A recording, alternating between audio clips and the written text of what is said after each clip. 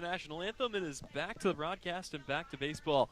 Hello, everybody, once again. If you're just tuning in, I'd like to remind you that this broadcast is between the YD Red Sox here visiting the Harwich Mariners. I'm Tyler Henry, alongside my broadcast partner all season long in Colin Casey. And Colin, originally a doubleheader scheduled for yesterday, which was not supposed to be a doubleheader. We had a game that was scheduled for last Tuesday with YD. That was rained out, so they decided to pad it on top of a game yesterday. Neither one of those gets played, so both of those games had new dates. This game was also originally scheduled, and it seems like we're kind of just right back on track here as everybody in the Cape Cod League just tries to make do with the amount of days that they have open. But at this point, it could turn into a very cramped end of the season for a lot of these teams. Yeah, it's certainly looking that way with both the doubleheader games scheduled for July 8th and July 15th. Those are both previously off days, so that includes more baseball during those weeks, which, of course, can never have too much baseball now. But I guess the good news is for both teams, now both those games will revert to 9 innings each instead of the 7 innings that was scheduled for. So back to the it was originally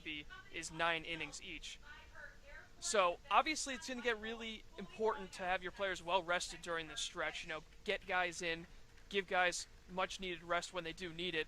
So they're going to start taking advantage of their off days because there's probably not going to be a lot of them left come late July. I was going to say, if you're a player here on the Cape Cod League and you were planning on visiting the beach, it may be a tough summer to do that, but plenty of baseball to be played here towards the end of the season. Another ceremonial first pitch going on right now. That one misses just a bit outside and high, but taking the mound now will be Buddy Hayward, who again will be getting a start today. Already one start for him this season. He is 0-1 on the record, a 6.23 ERA, 5 strikeouts to just 4 walks, and you know, through his first appearance, he looked okay. He just seemed to give up a couple of really tough hits in tough spots. So he's looking to bounce back here in his second outing, the big righty from Plantation, Florida. And as Coach likes to refer to him, the wicked smart guy goes to have it. That was a great impersonation right there. Stop it. No, it was not. Yeah. So Buddy Hayward back out there. Once again, let's take a look at the lineup he will be facing off against in the YD Red Sox. Hitting first and playing DH will be Noah Campbell. Out in left, Austin Wells. Third baseman, Riley King. Right fielder, Andrew Eister. First baseman, Jack Wold. Second baseman, Gavin Dugas. Catcher, Noah Cardenas. Center fielder, Jake Palmer. And shortstop, Drew Swift. Swift coming out of the University of Arizona State. I feel like we're playing bingo with all these ASU guys. It seems like there's at least one on every team except for this one. Well, it says a lot about how good the program is. When you have more guys coming to the Cape during the summer, it shows how strong your baseball roster is. And that kind of goes across the board for Arizona State. You look at every single sport there, and even in hockey now, they're starting to really develop. So they're one of the most well-rounded universities when it comes to sports programs. And here on the Cape is a great example of that. You see all these guys just East Coast, West Coast of the Cape, doesn't matter. There's just so much talent from Sun Devils represented here in Cape Cod. Yep, they were the only team, or the only college, I should say, who made it to both the NCAA men's tournament, the NCAA women's tournament, a NCAA football bowl game, and both the College World Series and College World Series for softball and baseball. So kind of getting everything out there. They also made it to the tournament for hockey, but here we turn back to Cape Cod action. Leading things off here will be Noah Campbell, who, as we mentioned yesterday, is on an absolute tear. This entire offense has been just completely potent from top to bottom. Campbell, one of the leaders there, hitting .500 on the year. The first pitch he sees is a fastball that'll just miss up from Buddy Hayward. Yeah, and Campbell just really picking up where he left off last year with the YD Red Sox. He was one of the top contenders for league MVP. He'll foul this one away, and yes, the ever-dangerous lefty standing in there, trying to get things started here for a YD team that took an early lead on Harwich yesterday. They went up 1-0 back in the first inning, but Harwich able to get all 3 of those runs back. That game will be void as this one misses high and inside. So things kind of going back to normal as we will restart that game at one of the later makeup dates. It'll be a 9-inning bout between these two as Hayward from the windup kicks and fires, and that'll miss another high fastball. It's a 3-1 count here. Yeah, last year Campbell did his best Ted Williams impersonation, hitting .406 with 3 games left in the season. He did finish the season 0-for-11 to fall to .364 when it comes to batting average, but still a very good season nonetheless. And he'll take a 5-pitch walk here to start the outing from Buddy Hayward, so nothing like that. A runner on base here to start the game for YD, and that will bring up Austin Wells. Wells, one of 2 guys in this lineup with 3 home runs, which is good enough for a share of the Cape Cod League in that category. Yep, the big slugger, only hitting 265, but you mentioned it, the power numbers have been absolutely absurd so far for Austin Wells, and he is one of the more dangerous hitters in this lineup. Runner on first, nobody out. Buddy Hayward ready to go. First pitch is going to miss just inside, and it's a 1-0 count on Wells.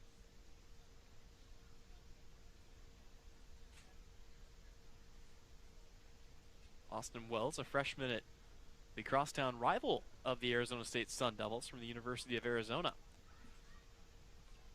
From Las Vegas, Nevada, he'll watch a fastball in there for strike one, and that'll even the count at 1 apiece. In 2018, he won Pac-12 Freshman of the Year.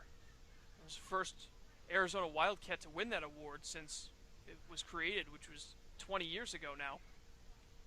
Yeah, pretty impressive. Not just that he won that award, as Hayward comes home, a breaking ball, and slides and falls down onto his face there. Not sure what happened there. That pitch will miss, so it's going to be a 2-1 count. But not only did he win the award, he won it over Spencer Torkelson, who broke the freshman home run record at Arizona State, previously held by Barry Bonds. So he put himself in pretty good company, led the Pac-12 in several stats, but just narrowly got beaten out by Austin Wells, who stands in. Here comes the 2-1 pitch, and that one is going to be taken into center field. Jacob Hurtubise will settle under it and make the catch for out number 1. Yeah, good job there recovering from falling down by Buddy Hayward. He's able to get Wells to swing under one, and it's a routine play for Hurtubise. Well, and for Wells, or not for Wells, for Hayward, kind of working on developing the off-speed pitch. He came in here primarily a thrower of fastballs, but trying to really work on his toolkit a little bit here, and maybe just focusing so much on the pitch, he didn't think about where his plant foot was going to land. That was just a very strange thing as he throws over to first, and in there well ahead of the throw is Noah Campbell. And then the return throw gets over Hayward's head, and that'll roll over to Tyler Keenan. So digging in right now is Riley King, the third baseman and the first right-hander in the lineup so far today. Whitey Red Sox liking to vary that up. One of the more potent offenses in the league. Runner goes, and it's going to be unable to pick out of the dirt by Michael Rothenberg. Yeah, Campbell really is a five-tool player. He can hit for power, he can hit for contact, and another thing he can do very well is run. Yep, absolutely. A lot of speed out there, and now some speed in scoring position here for the Red Sox. As Riley King will look to drive home another run. So far on the season, King just 1 RBI. This one once again down in the dirt, and getting in front of it and blocking it back there is Mike Rothenberg. Yeah, you wonder if after falling in that last at-bat against Wells, if Hayward's maybe trying to work on planting that leg, and maybe he's focusing a little too much on planting the leg, and he keeps short-arming his pitches to the plate. Yeah, everything has been left short, as you mentioned, and Rothenberg's been awfully busy back there. This one will be taken to the left field. Joey Weimer will chase it over, 3 steps to his right, and make the catch for out number 2. So still some danger out there, but a little bit less with 2 away. And that will bring to the plate Andrew Eister. Eister from the University of South Carolina. And another righty here, so they go lefty, lefty, righty, righty to start this one off. He's from Ocala, Florida. So just moving inland a little bit. Another guy that had to kind of work his way up to the D1 level, transferred from Santa Fe College, where he hit .413 with 13 home runs during his freshman year and helped them to a 39-11 overall record. First pitch he sees, just going to nick the corner for a strike, low and away. I mean, no slouch of a freshman season. You want to talk about a .413 batting average at Santa Fe. And that right there is why he quickly found himself make that transition to South Carolina. Had a little bit of time with the Newmarket Rebels during a summer league after that season, so watch this one down for ball 1 and put together an MVP season. So about the only thing better that he could have done in between years. Picks up an MVP award in the summer league and heads to the D1 school. Had a pretty good year at South Carolina, hitting above 300. And now he's here in the Cape Cod Baseball League. The 1-1 pitch, swing and a miss. Buddy Hayward keeping the fastball up there, and He has gotten his man behind here as Andrew Eister looking to avoid ending the inning. This is the highest scoring offense in the entire CCBL. 67 runs on the season.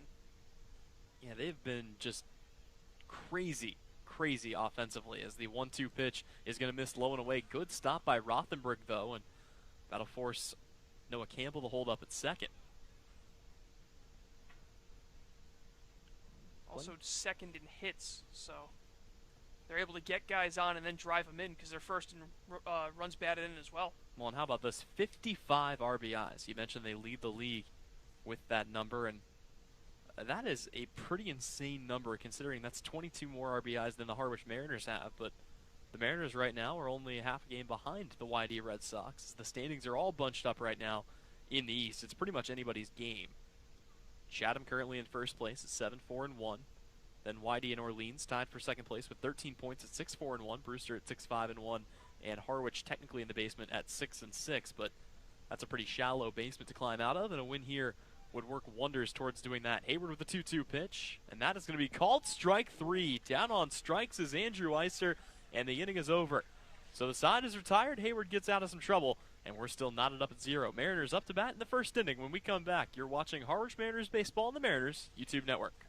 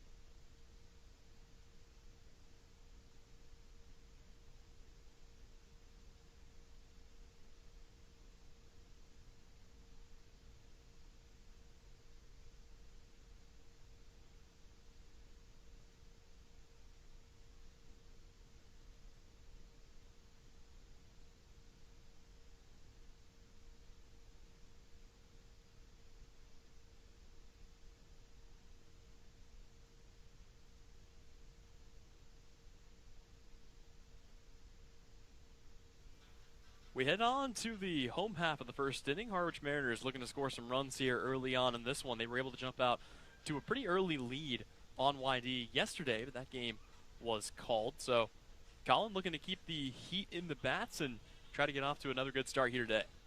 Yeah, it's hard to kind of make that transition when you have such a good game. A lot of coaches will be like, yeah, it's just something that, you know, the bats got hot, and you don't know if that's the same thing that's going to happen the next day. But they're not exactly facing the same pitcher here, so that's going to make that could make all the difference in the world. But Mariners' offense has started to really pick things up after a really slow start to the season, and if they can have that offense complement the pitching, they could be a really dangerous team come late June, early July. Yep, leading things off will be the ever-dangerous speedster Jacob Hurtubise, who was was walked on 4 pitches to start the game yesterday, and the first pitch he sees will be in there for a called strike on the inner corner. So Hurtubise from Army actually came here straight off of military training. So he was kind of telling the story. This one will miss low and inside for ball 1. That, you know, he was out there in the forested area with his unit working on surviving, and, you know, you got to set up your own tents, you got to find your own food, that kind of thing, and came straight from there to here, and now he's on the beach playing some baseballs. He hits this one to third. It's picked up, throw across the diamond is in time by King for out number 1. King really had to hurry that throw, knowing the speed of Hurtubise, but made it look easy, and now we'll see if Joey Weimer can get on base here. He's pretty much a second leadoff man for these Harwich Mariners with his speed. Absolutely, and he has been phenomenal so far this season, tearing through opposing pitching, hitting a cool 329 on the season. Here comes the first pitch he sees, and he will check his swing. They're going to say it comes into the zone anyway for strike 1. take a brief look at the man out there on the mound. It is Jack Leftwich, who was originally slated to pitch yesterday, as this one is going to be chopped high in the air. That'll just get to the first baseman. Throw to first is going to be in time. So Wold able to toss that one over to Leftwich for out number 2. Yeah, that's something we've seen a lot of from Joey Weimer this year. That's a lot of high choppers. In that one, it seemed like Wold kind of lost it in the sun for a brief moment. Was able to make the play and a good cover by Leftwich. So 2 very quick outs for the YD Red Sox in first. Well, and, I mean, honestly, with those high choppers that he hits, if he's hitting them to the other side of the field, he's going to be able to leg some of those out for infield singles. But majority of the ones we've seen have been hit either to first or second base. As that brings Daniel Cabrera to the plate. His first pitch will be fouled away out of play. Cabrera absolutely exploded after his debut. A little bit of a slow start like everybody else, but came out swinging with 4 RBIs in 1 game in his second game as a Harwich Mariner. And here he will take a pitch that misses inside to even the count at 1-1. Yeah, 1 of 2 home runs hit in that game against Hyannis, the front end of the doubleheader. Mariners will end up splitting that with Hyannis. Another pitch that misses inside, and kind of having to duck out of the way and step back in is Cabrera. Of course, it is June 26th, and that means the Team USA guys are officially gone from the team, as the 2-1 is a broken bat flare straight up in the air. Coming in hard is the shortstop Swift, and he makes the catch for out number 3. So the side is retired, 3 up, 3 down. We head to the second still, scoreless here from White House Field. We'll be right back with more baseball. You're listening to this on the Cape Cod Baseball Network.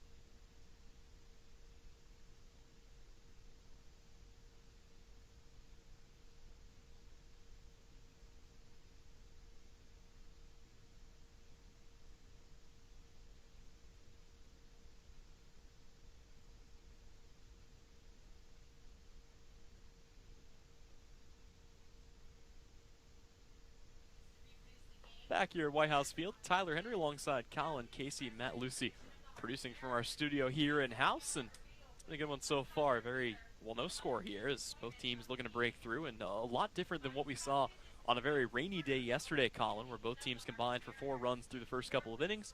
So far here, it's a much more pitcher-friendly game early on in this game with the weather conditions being what they are. Yeah, and it's weird because you look at yesterday and you think, oh, the reason why it was so high scoring was it was trouble in the field trying to make these plays, but really both teams were hitting the ball really hard and finding the gaps.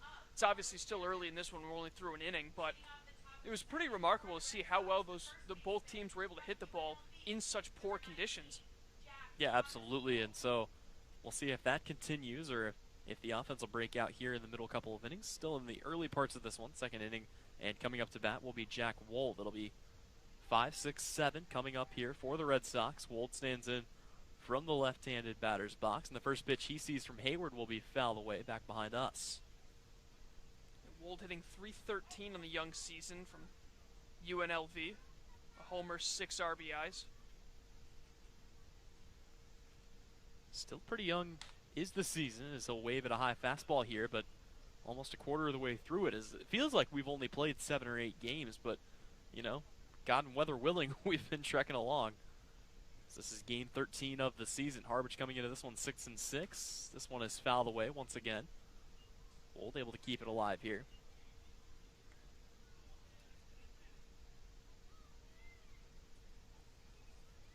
So Wold digs in again. Hayward trying to finish him off. Here comes the 0-2.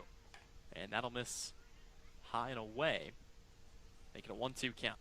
Yeah, looking at the standings, both in the East and the West, things are relatively close all across the board. This one is going to be hammered into right field. Chasing it back is Daniel Cabrera, but he will make the catch before he hits any kind of a track out there for out number 1. Yeah, looking at the standings, outside of Hyannis, everyone's relatively close to the front, like within 2 games at least. And as far as Hyannis goes, they still have time to at least be able to catch the back of the pack here They're about 2.5 games back of 4th place Bourne, so really still anyone's game as we are still a couple of days shy of the new month in July. Yep, still got about 30 to 32 games, depending on who you are, as this one will be fouled back by Gavin Dugas. Dugas from the University of Louisiana State, LSU, and of course, the teammate of a couple of guys on this squad. Notable ones include Daniel Cabrera and Hal Hughes, that he waves it an off-speed pitch that's in there for strike 2.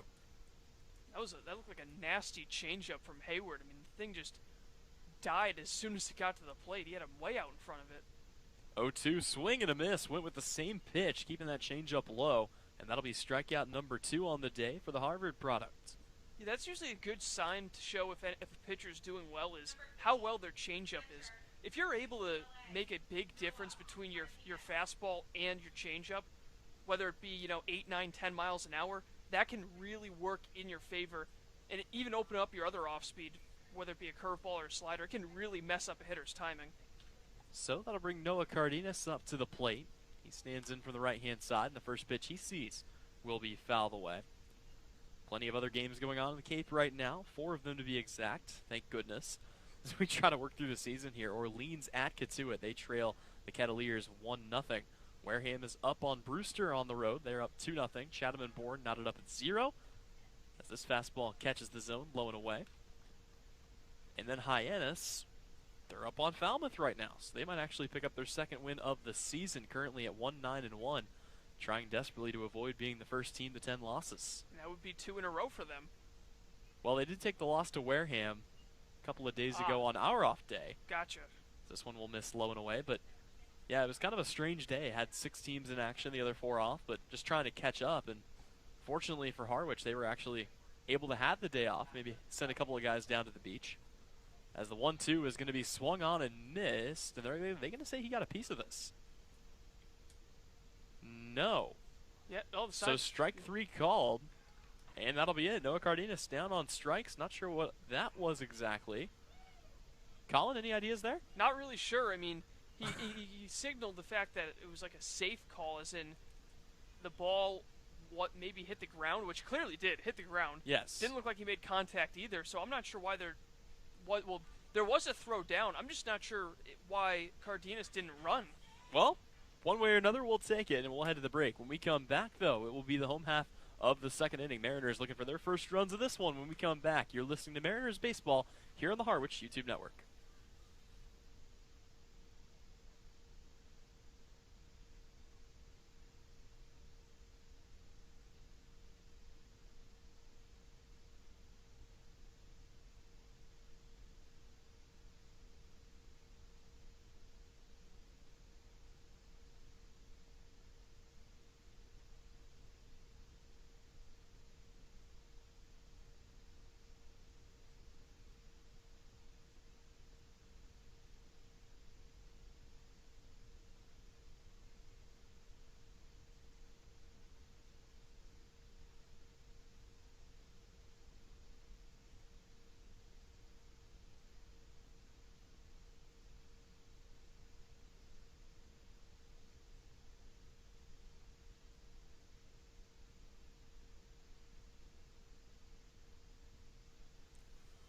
And welcome back to White House Field. Scoreless through an inning and a half between the YD Red Sox and the Harwich Mariners. And this Harwich Mariners broadcast is brought to you in part by Curry College. Curry College offers 14 NCAA Division III athletic teams in sports such as football, baseball, softball, basketball, hockey, soccer, lacrosse, tennis, cross country, and volleyball. Read about the success of the Curry Colonels and their championship teams. It's all online at www.curry.edu. So back to baseball here. It'll be Tyler Keenan standing in for the first time today, and first pitch he sees will miss out of the zone as Jack Leftwich back out there for another inning of work. Leftwich from the windup comes home with the 1-0, and that's going to catch the high and away corner, but he's able to just groove it in there. The count is 1-1 here. So Tyler Keenan from the University of Ole Miss, another late acquisition for this team as he fouls this away. One of 4 guys with a home run so far on the active roster. One of 5 guys to go a yard on the season. And we've seen some pretty good power out of him so far. He's got a good smooth swing. Here he will send one hard, but right at first. It's picked up by Wold, who once again tosses to Leftwich, and it's there in time for out number 1. Yeah, and back to your point about the home runs on the offenses, he was one of 4 guys. All 4 of those active guys are actually batting 2 through 5 in the lineup, so that's where that power is coming from for the Harwich Mariners lineup. Still looking, though, for their first multi-homer player, which Yarmouth Dennis can say for themselves. They have 2 of them, and those 2 make up 75% of the home runs that were hit by Yarmouth Dennis this year. Yep, it's been pretty insane, the offensive power that this team brings to the table, as Nico Cavadas will send this one into left field, tracking over to about right center field, and making the catch there is Wells, and that'll be out number 2 here. Yeah, Cavadas trying to show off the opposite field power, but got a little bit under it. Plenty of air under it for Wells to get over in left center and make the easy catch. So now it'll be up to Fedko to keep the second inning alive. Yep, Christian Fedko coming in here from the University of UConn. Fedko having a pretty impressive season in his own right, coming into today's game hitting just a shade under 350. Already 8 extra base hits for him this season. The first pitch he sees is going to be hammered into left field. It is back. It is just, oh, it's gone. Wasn't 100% sure, but they're going to rule that a home run, and Christian Fedko becomes the latest member of the Harwich Home Run Club, as he will touch them all. Yeah, let's extend that from 2 through 5 now to 2 through 6. I was just about to say, can just make it a little bit longer of a chain here in the lineup. That is, I believe, only the second Harwich Mariners home run here at home this season. So a big fly from Christian Fedko, and the Mariners are on top 1-0 here early. Yeah, I think everyone in the ballpark knew that one had the distance. The question was, did it stay fair? Third base umpire said sure enough it did, and so the Mariners, once again, for the second straight day, take an early lead. And how many times have we seen this spark an offensive revolution? As this one's going to come in just narrowly miss hitting Mike Rothenberg. But it seems like all it takes is one big hit, and the Mariners' offense just starts producing. So we'll see if Rothenberg can keep the inning alive here with 2 away. Yeah, that one was definitely hit far enough, and looked like he was going to wrap it either just inside or just outside of that foul pole. Kind of a light signal down the third base line, but a home run nonetheless. Mariners are kind of climbing their way back into the home run standings as Rothenberg waves at the pitch up in the zone, and it's a 1-2 count.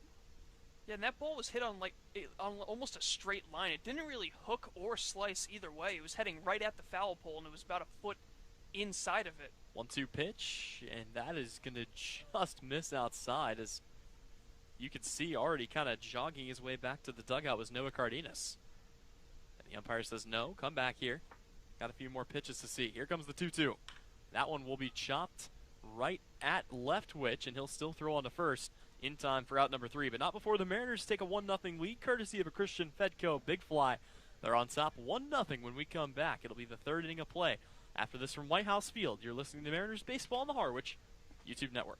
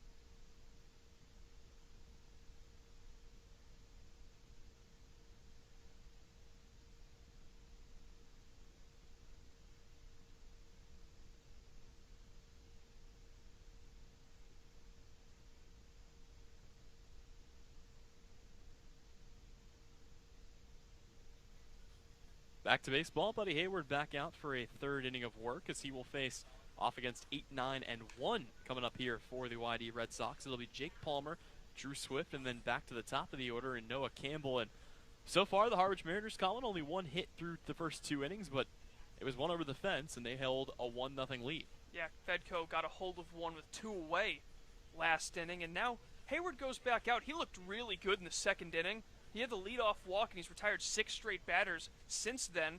So once you have that lead and you're pitching well, his confidence has got to be through the roof right now. That it does. So he'll face off against the 8-hole hitter. As I mentioned, it'll be Jake Palmer to lead things off here. It's been a little while since Buddy Hayward came in to start. You have to go all the way back to the game against Chatham, in which the Mariners lost 5-0. But for Buddy Hayward, not a bad outing. Gave up the 4 runs, 3 of which were earned. 5 strikeouts to only 4 walks, but in that game, the Mariners unable to provide even a single run of support. So already getting more now than he did then, in a much different lineup than what we saw against Chatham what feels like all those weeks ago, as Hayward's first delivery is a fastball that gets in there down the pipe for strike 1.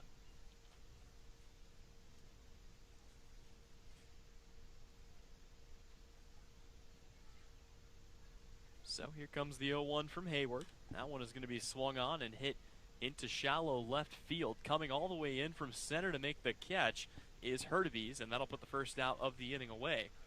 Out number 1. It's good to see Hurtubise and Weimer communicating out there. Hurtubise just in his second full game, or believe it or not, this might be his third full game. Regardless, Hurtubise already fitting in terms of being able to communicate with these guys and let his outfielders know that, hey, I can get this ball. So that'll bring up the 9-hole hitter in Drew Swift, who takes the first pitch in there for a called strike. Swift, shortstop out of the University of Arizona State, not typically playing shortstop, as that's Alika Williams' position, as this one will miss low. Williams, of course, the shortstop for the Bourne Braves, or he was. He is now currently alongside Logan Allen out there at the Team USA tryouts. Hayward with the 1-1. Swung on and hit solid up the middle. Hurtubise comes in, and he's going to make the catch. How about that from Jacob Hurtubise? Kind of stumbling his way in, had to make a halfway dive there, and he's able to put it out for number 2. Yeah, no need to communicate on that one. He knew that ball was his from the start, got a great jump. Ball kind of handcuffed him when it finally got to him, but he was able to put himself in good position, so a nice defensive inning so far for Jacob Hurtubise. So back to the top of the order we go. Coming up now will be Noah Campbell, who is 0 for today with a walk. First pitch he sees is from Buddy Hayward's a fastball on the outer half, and that's been his go-to pitch for strike 1. Trying to keep that on the outer half. Campbell digs in. Here comes the 0-1 pitch, and that'll miss a fastball a little further out. Back to my point about the starting lineup back in that game that was unable to give Buddy Hayward much support. Not a lot of guys still around from that roster. Only 4 guys from the starting lineup are still on the team today, and only 3 of them in the starting lineup today. So a bit of an offensive kind of facelift, if you will, for this team. Adding a lot of guys from the College World Series.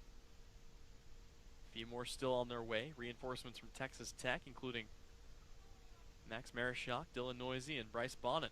Here comes the 1-2. Breaking ball in there for strike 3, and Buddy Hayward has his 4th strikeout of the day. That'll retire the side.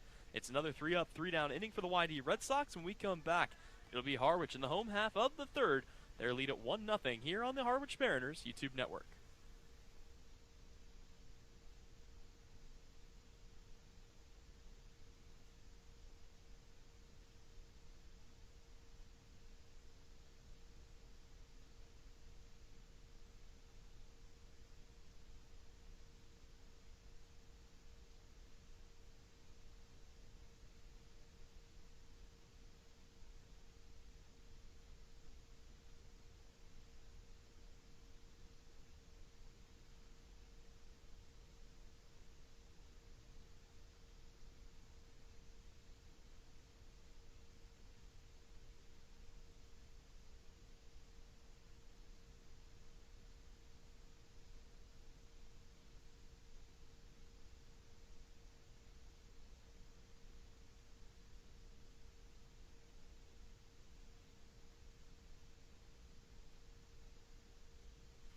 Welcome back to White House Field. Tyler Henry, Colin Casey. A couple of score updates to pass along your way. The Chatham A's have taken a 1-0 lead over the Bourne Braves, but more importantly, Colin, Harbor Hawk's going to Harbor Hawk. Things are getting awfully dangerous. They had a 3-1 lead going into the bottom of the 3rd, but back-to-back bases-loaded walks have given the Falmouth Commodores, they brought it back within 1. Actually, it was 3-0 coming into the inning. Now it is 3-2. So they're in a little bit of trouble here with one away, and we'll see how that one shakes out. But here it'll be the Harwich Mariners coming up 8-9-1, starting off with Chris Lanzilli here getting his first at bat of the day.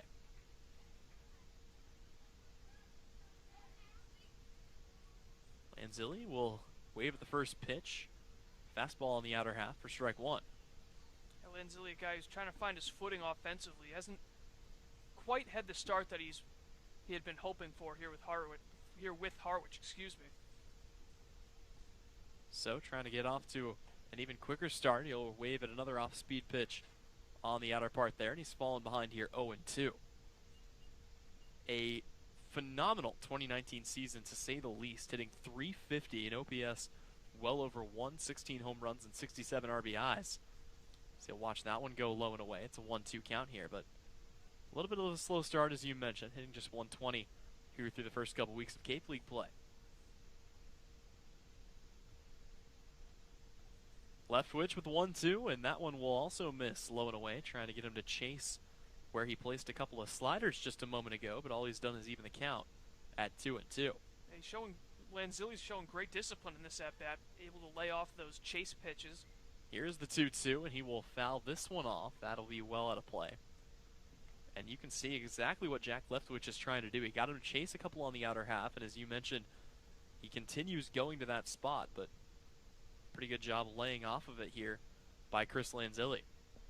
So once again, here comes the 2-2 from Leftwich. And that'll be a swung on and missed as Lanzilli cuts under that one. A fastball down the pipe for out number one. Yeah, it's a great job of mixing pitches for Leftwich. Gave him a couple of curveballs, and then all of a sudden he just cranks up the heat on him, unable to catch up to it. Yep, so that will bring to the plate Hal Hughes, who so far this season also kind of trying to find his footing a little bit here.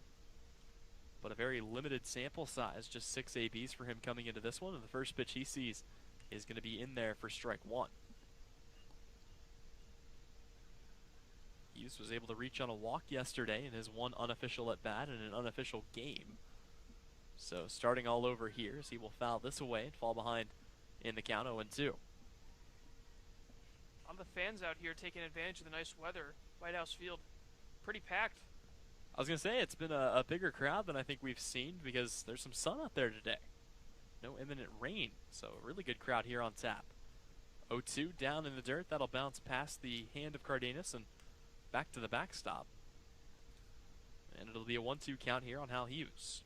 Shadows might be playing a role here, vision for both the hitter and the catcher. There's about a 15-foot area of light, and then everything else covered in shadows between the pitcher's mound and home plate. 1-2 pitch, swung on and fouled away once again. So, yeah, as you can see out there, the shadows starting to play in a little bit. The outfield relatively safe from it, and that sun will be going down here in a little while. So we'll have the lights on here at White House Field, part of the reason they can play the late game. Here's the 1-2, and that one is going to be fouled away back into the YD bullpen. So Hal Hughes continuing the at-bat here. Trying to get that Jack Leftwich pitch count up a little bit. Infield playing relatively deep, so any kind of soft roller might be a tough play for this Red Sox infield. Plenty of speed out there for Hal Hughes. See whether he can slap one up the middle maybe. And here comes the 1-2. Called strike three on a fastball. And Hal Hughes is down on strikes. The second of the inning here for the Mariners. And Leftwich, both Ks coming in this inning. He's starting to figure out his strikeout pitch and punched out both of them on fastballs. So he'll face now Jacob Hurtubise, who again here in his second at bat, 0 for 1 today. Grounded out to short, or third. Hurtubise ready to go. First pitch from Leftwich. He squares around and shows bunt. And here you'll see the infield corners come in a little bit here. Hurtubise still looking for his first official hit in the Cape Cod League, but we know the kind of speed he has. Here comes the 1-0. That'll just catch the outer half. And it's a 1-1 count on a breaking ball. So Jack Leftwich looking for a quick 1-2-3 inning. Has already gotten 2 guys down on strikes. Here comes the 1-1, and that'll be fouled away by Hurtubise back towards the YD bench.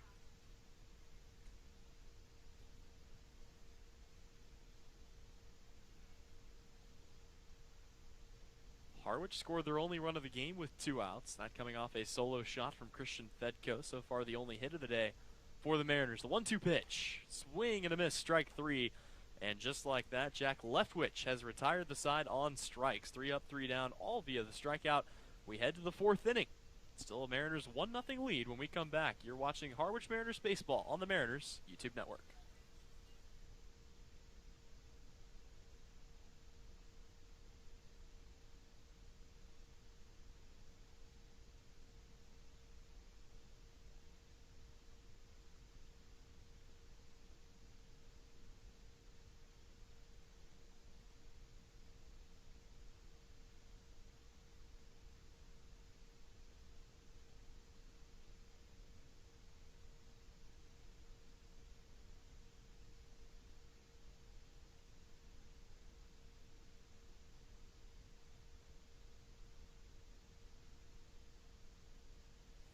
Back to baseball here at White House Field. Tyler Henry, Colin Casey, like to remind you that today's game is brought to you by Cape Cod Healthcare. Urgent care is now available at 4 Cape Cod Healthcare locations: Hyannis, Falmouth, Sandwich, and Harwich. Open after hours and weekends, staffed by ER physicians. Urgent care when you need it. Learn more at capecodhealth.org/urgent care. So it'll be Buddy Hayward heading out for his 4th inning of work, and he's made relatively quick work of this YD Red Sox lineup, facing 10 batters, retiring 9 of them. Only base runner of Noah Campbell with a leadoff walk to begin the ball game. But he has since struck out, so Hayward has retired every single batter in this lineup at least once. Yeah, and I mean, the biggest thing to me is since giving up the leadoff walk, it's been 9 up, 9 down. So just cutting through hitters left and right, and now he heads on through the 2nd time of the order. It'll be Austin Wells, Riley King, and Andrew Eister. So Wells, who flew out to center in his first at-bat, one of the biggest power threats throughout the league with 3 home runs on the season. And Hayward delivers the first pitch. It'll miss low in the dirt. They appeal down to 3rd, and no, he did not, says third base umpire Mark Delaney. Yep, really quickly, umpires down at 3rd. You mentioned Mark Delaney, Jeff Kinney at 1st, and Tim Carey behind the dish. 1-0 misses just upstairs. And I might normally shy away from this, but the umpires from yesterday's game were given a suspension for the way that they handled things going out of the rainout. So that pitch is in there for a fastball, and you know, Coach Englert and also Coach Pickler very upset with the way that that all went down, as they kind of gave the signal that the game was over. Didn't talk to either coach, just kind of walked off the field. 2-1s on the outside corner. Yeah, it really took everybody by surprise. Fans, spectators, well, same thing, but fans, coaches, players really weren't sure what to do. I mean, it was clear that they were calling the game, but just a weird way of doing it. As 2-2 will miss inside to work the count full. Yeah, and we were kind of sitting there wondering, like, okay, so is this game going to be resumed? When is the date that they'll make it up? What's the plan? But kind of left to figure it out for ourselves. So we got it sorted out. We know the make-up dates, and we've passed those along to you on social media. 3-2, Wells hits it on the ground to 2nd. Fedko throw on to Cavadas is in time, and so that is now 10 consecutive batters retired by Buddy Hayward, 1 away in the 4th. Well, he is absolutely cruising, and for a guy that, I mean, these off-speed pitches that have looked pretty good today, Colin, are developmental. I mean, he's still working on these pitches, predominantly just a fastball guy, but he has looked awfully good, and I think, you know, with 1 game under his belt, throwing a little bit more, it's really helped him here in this one. Riley King, the 3-hole hitter, batting, flew out to left in his first appearance, and there you'll see another off-speed pitch swung on and missed for strike 1. It seems like his fastball is generating relatively weak contact, and his off-speed, they're just having trouble hitting entirely. 0-1, another changeup, another swing and a miss, and now King falls behind 0-2. Yep, and, you know, that's been the mantra for every single starter this entire season. Get ahead of the hitter, and it's worked to perfection for the Mariners so far. 0-2's in there for a called strike 3. And so that is out number 2, and that is the 5th strikeout for Hayward. 2 away. Yeah, he is just tearing through hitters. He's already tallied up the number of strikeouts that he had through 4 1/3 back in his first outing, and with only 1 walk as opposed to the 4 he had during that game. So he has looked completely in control here. And and intercepts another power threat in Andrew Eister. And it's a chopper to short. Hughes gloves it. Long throw across the diamond is in time. And that is 3 consecutive 1-2-3 innings for Buddy Hayward. We're through 3.5 from White House Field. Mariners lead at 1-0. You're watching Harwich Mariners baseball on the Mariners YouTube network.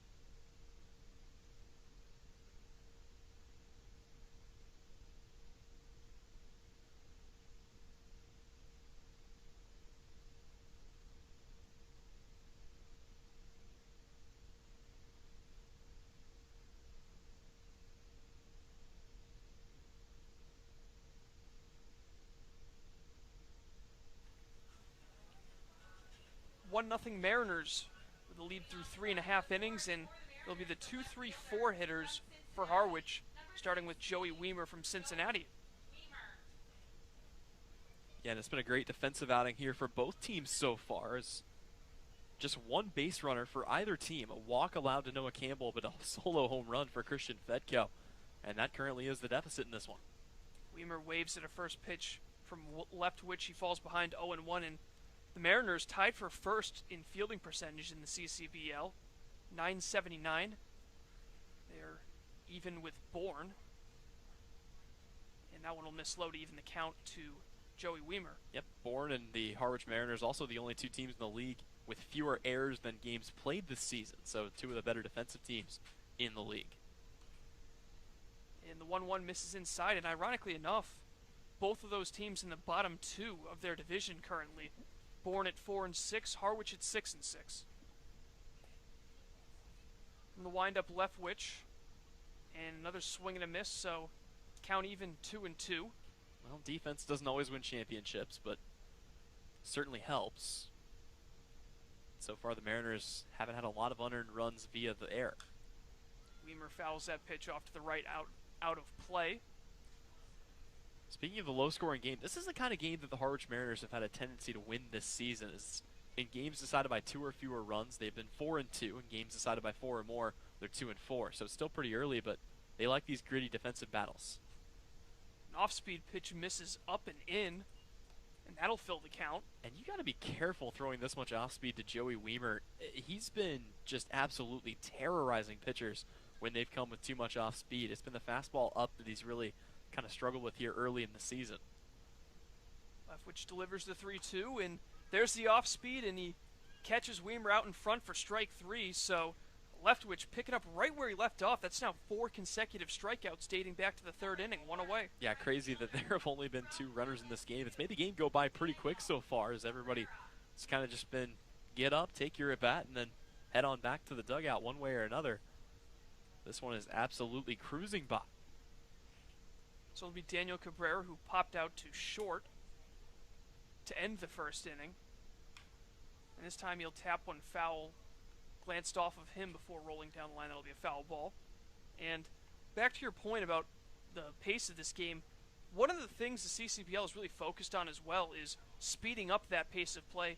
We know the issues that the MLB have had with it, but it seems like the Cape Cod League has been very, very proactive in trying to correct the problems faced by pace of play as Cabrera swings and misses to fall behind 0-2. Yeah, and I mean, there are so many things the MLB's tried to do, but at the end of the day, it's developmental leagues like this where they teach the guys, get the ball, throw the pitch. You don't waste 30 seconds in between pitches trying to set something up.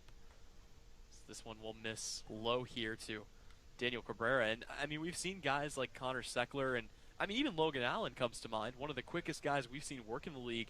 And they're effective. They're really, really good pitchers. I mean, Logan Allen, arguably the best pitcher in the league, and he doesn't waste too much time in between pitches. Cabrera fouls another one off, and yeah, it's like you said, it's all about developing these habits at a younger age. Not necessarily as, like an 8-year-old, but in these collegiate leagues, it can really make a difference when these guys become the major league stars. As there's a ground ball up the middle, over it's short, gloved by Swift, throw on to first, is in time for out number 2. Yep, and that'll bring up Tyler Keenan, but, we've seen, there are so many guys at the pro level that take forever. They get the ball, they stretch it out, they think a lot, they get on the hill, they have a slow delivery, then the batter calls time because he's thrown off of his rhythm, and you do it all over again. Whereas in the Cape Cod League, it's most of the pitchers. It's not just the 2 guys we mentioned. Most of the guys work pretty quick. I think we've seen 2 games where the guy doesn't just get it and go. So Tyler Keenan swings the first pitch he sees and sends it down the left field line foul. Yep, Keenan on the day, 0 for 1 with a ground out. Back to the first baseman. They were able to flip the first to get him. Comes in 3 for 12 on the season with a home run. And that's in there, so Leftwich continuing to attack these Mariners hitters, and he finds himself ahead 0-2 once again. His confidence has not wavered since giving up that solo home run to Fedko. And the 0-2 to Keenan. That's in there for strike 3, so now, out of the last 6 batters faced by Jack Leftwich, he has struck out 5 of them, and he retires the side in the 4th in order. So we're through 4 innings from White House Field, and the Mariners lead the YD Red Sox 1-0. You're watching Mariners Baseball on the YouTube network.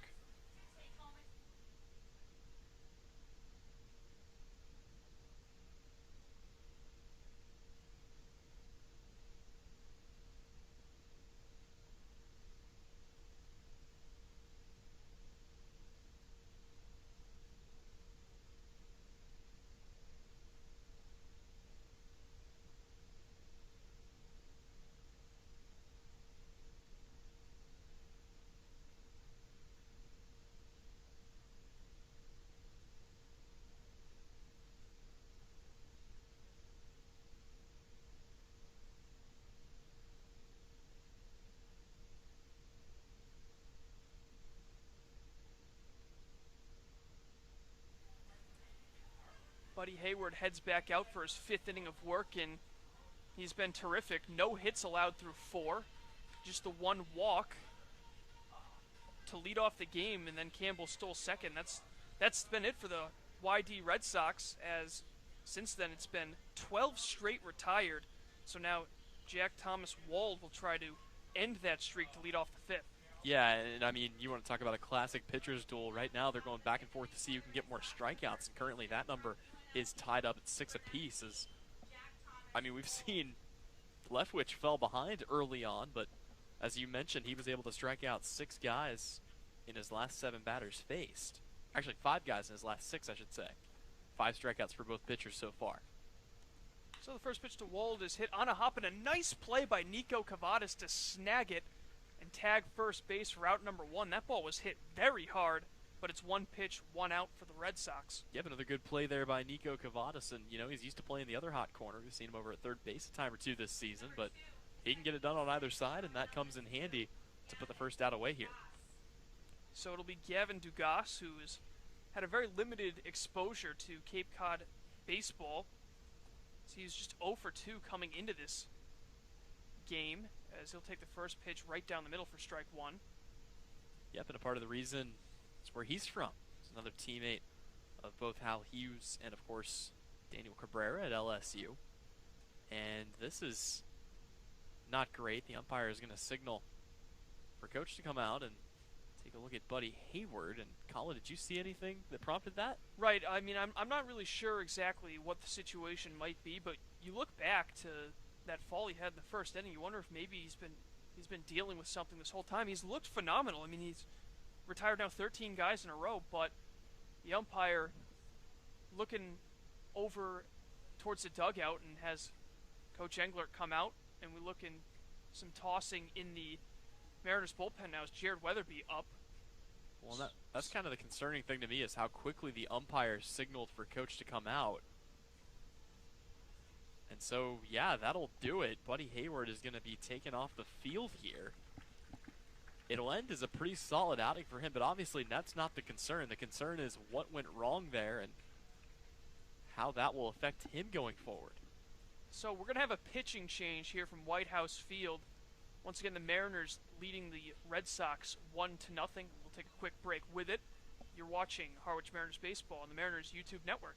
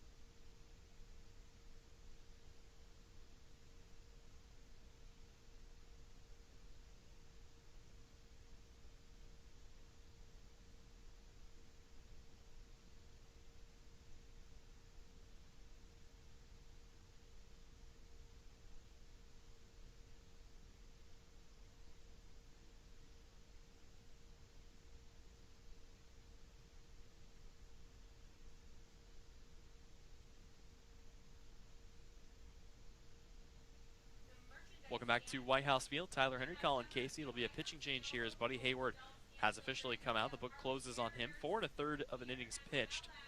No hits, no runs, 1 walk, and in this game, a whopping 5 strikeouts, and hopefully everything is all right with him. Obviously, we do not speculate on injuries here, but really quickly, let's take a look around the league. So the Falmouth Commodores have tied things up courtesy of a solo shot. They are even with the Hyannis Harbor Hawks. That game is currently at 3-3. Bourne, the Braves, looking to get a win against the Chatham Anglers. They are up 2-1 as they head to the bottom of the 6th inning. For the Chatham Anglers, they're currently up 2-1. Actually, the Braves up 2-1, as I just mentioned on them.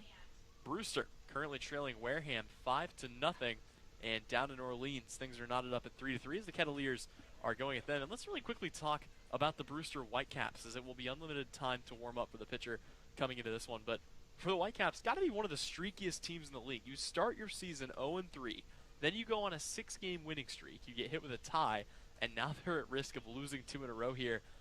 I mean, this team just kind of goes in waves. Yeah, clearly. I mean, sometimes that's what it's all about when it comes to winning these titles in the Cape Cod Baseball Leagues. Can you get hot at the right time?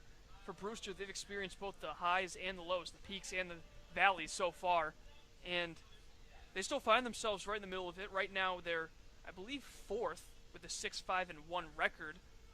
Couple of games back, or a couple of points back, I should say, in the East, but still right in the thick of things. If they can find some consistency, they can really become a team that could come out of the East and represent the East in the championship series. Yep, and we mentioned earlier the Harwich Mariners technically in the bottom of the division at 6-6 with 12 points, but the leader only has 15. And in case you're unfamiliar with the scoring system, a win is ruled 2 points, a tie is ruled 1 point. You get nothing for a loss. So the Mariners could technically jump up above YD if they get a victory here today. Let's really quickly give you a look at the new pitcher coming into the game here for the Harwich Mariners. It will actually be Nick Zwak, who had 1 outing so far this season, pitched 2 innings, did not give up a run, 3 strikeouts to 0 walks. And, you know, talk about a guy that fits right into the Harwich system. He is a strikeout machine. That was really the reason that he was given so many looks during his freshman campaign with Xavier. 68 of them last season, 43. So looking to tally on to that, and so far he's getting 1.5 through every inning he pitches.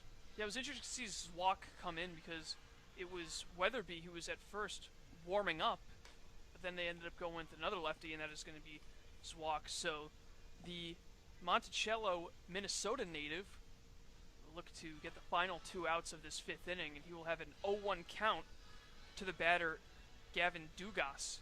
Well, and if you're up in Minnesota, you got to be a multi-sport athlete, a guy that not only did he play football as a starting quarterback, but he was also a big hockey player, as most guys up in the north are. So something about that, mostly the cold weather, that, you know, just brings in a lot of hockey talent from that part of the country.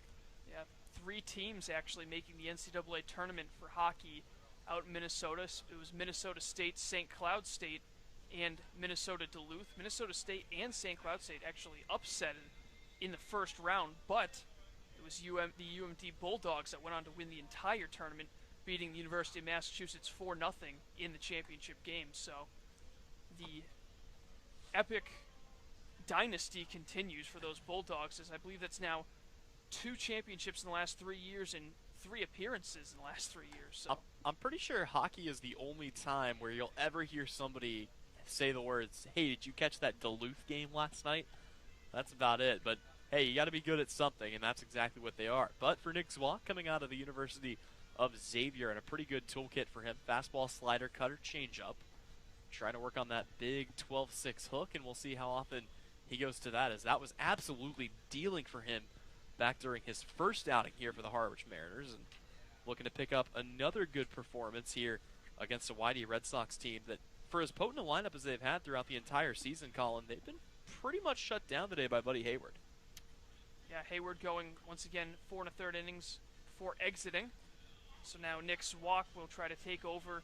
It'll be interesting to see how long he goes, and if he's kind of a bridge between Hayward and the back end of the bullpen. Could see Joe Boyle, if this game continues to be close, in the 8th or 9th, depending on how many innings he'll go.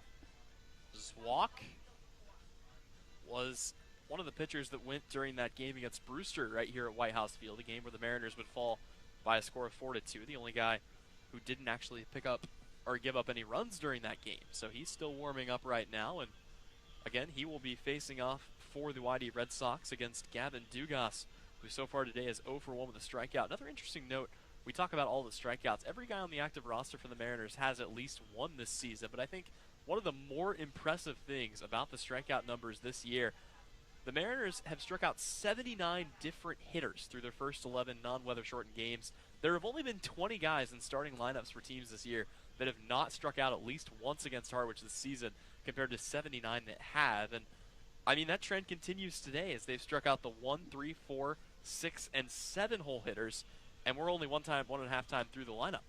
Yeah, the Mariners came into this game with a 10 strikeout lead in the entire CCBL. They're first with 121 on the season so far. Pretty impressive total in 12 games played.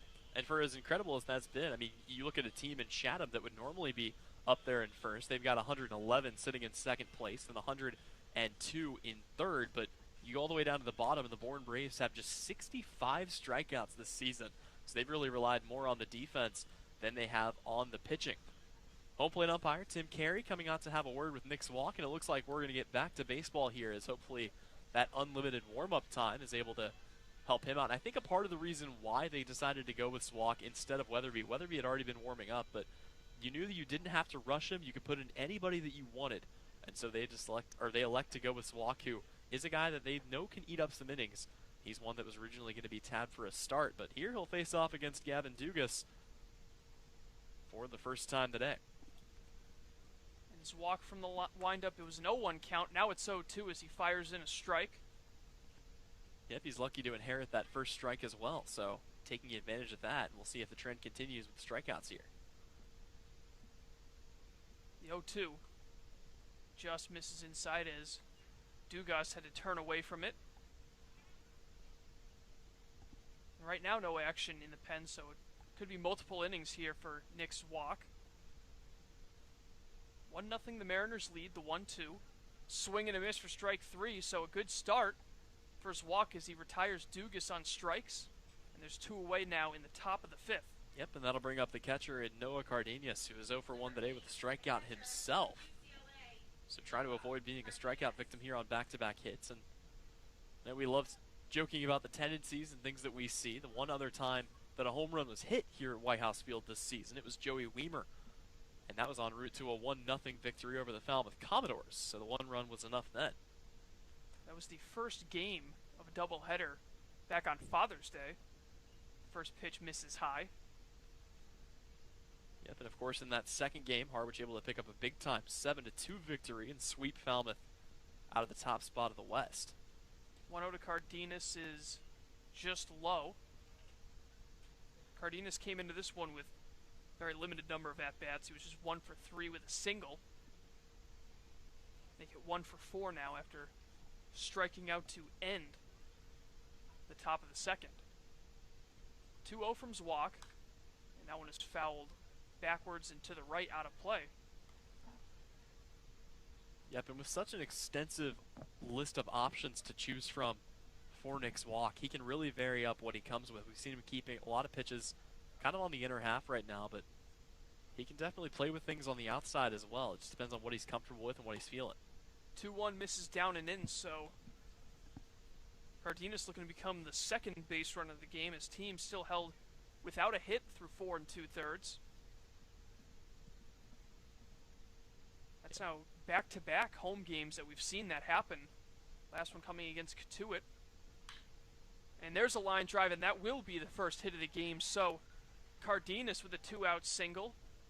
Ball thrown back in by Weimer, and now with 2 away, Jake Palmer looking to try to keep the line moving here in the 5th. Yep, there it is, right on cue.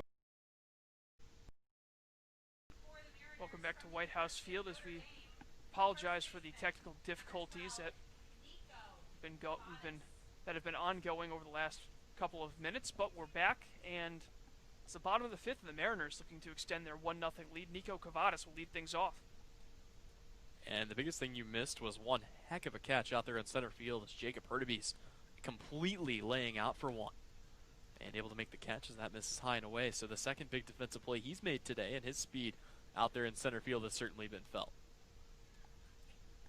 So Jack Leftwich in his 5th inning. 1-0, he delivers his ripped foul off to the left to even the count. Leftwich did have to sit for a while after the delay while Zwak warmed up, but he was throwing in the bullpen, so he was able to stay loose. It looks to continue to impress here at White House Field. That ball is hit into shallow right.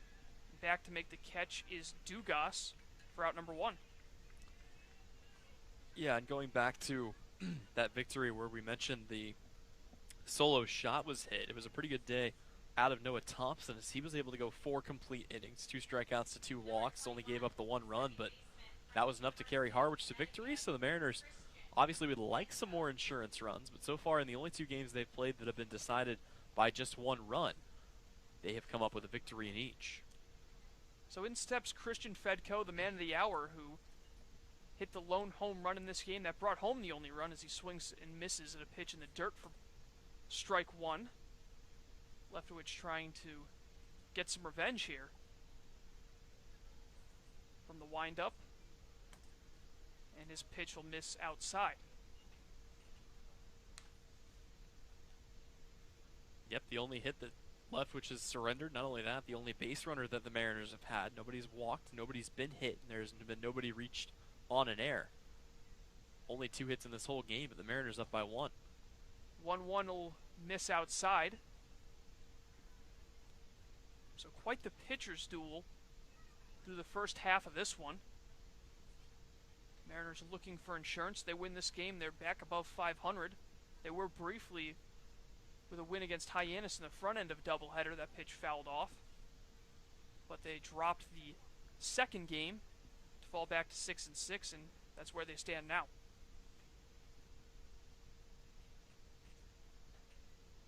Also looking for their first win against in their conference this year. All 6 wins coming against Western Conference teams. 2-2. Waved at and fouled down the right field line. And that will get out of play. Yep, Fedko going deep into another AB here. So just, keeping himself alive and giving himself an opportunity to maybe get around on another one with 1 away, and Mike Rothenberg standing on deck. 2 balls, 2 strikes to Fedko. And the pitch is ripped into left field. That's going to be a base hit. So Christian Fedko with both of the Mariners' hits so far in this one, and he's on base with 1 away in the bottom of the 5th. Yep, and maybe that'll spark something here as the Mariners have their first base runner on base, at least in this one, as Fedko's trip around the bases came all in one go last time. So a runner on first for Mike Rothenberg. Still early on here in his Cape Cod League career. Just a look. Rothenberg on the left-handed batter's box. First pitch He takes for a ball, the switch hitting catcher. Yep, just 11 ABs for him so far this season, trying to get that batting average early here, up above 200. But obviously very, very early here. So he had a pretty good 2019 season at Duke. Rothenberg rips one to right field for a base hit. Fedko's going to turn on the Jets. He's going to try to get to third. The throw is close, but he's in with a slide, and now runners at the corners with one away for the Mariners. Another golden opportunity here. And how about Christian Fedko, the heads-up base running there just to take off. It was a really good throw from King out there and right. And as I mentioned King out there and right, let me set a few defensive shifts for you. King has moved from third base out to right field. That takes Eister from right field out to left field. Wells has been taken out of the game, and Terada, who came in to pinch hit for Jake Palmer, is in at third base. So with runners at the corners, that'll bring Chris Lanzilli up to the plate, hitting in the DH spot today. It's been a pretty good season for Lanzilli so far. Actually, it was a pretty good season for Lanzilli back in 2019, as we mentioned earlier in this broadcast, but struggling here early, looking to break out of a bit of a slump. 0 for 1 today with a strikeout. First pitch he sees, he swings at for a strike. A fly ball here could put Harwich up to. The infield is in at double play depth for Yarmouth Dennis. Looking to try to get out of the inning with an inning-ending double play. And Lanzilli fouls that pitch off to the right, and he falls behind 0-2. Struck out swinging in his first at-bat back in the third.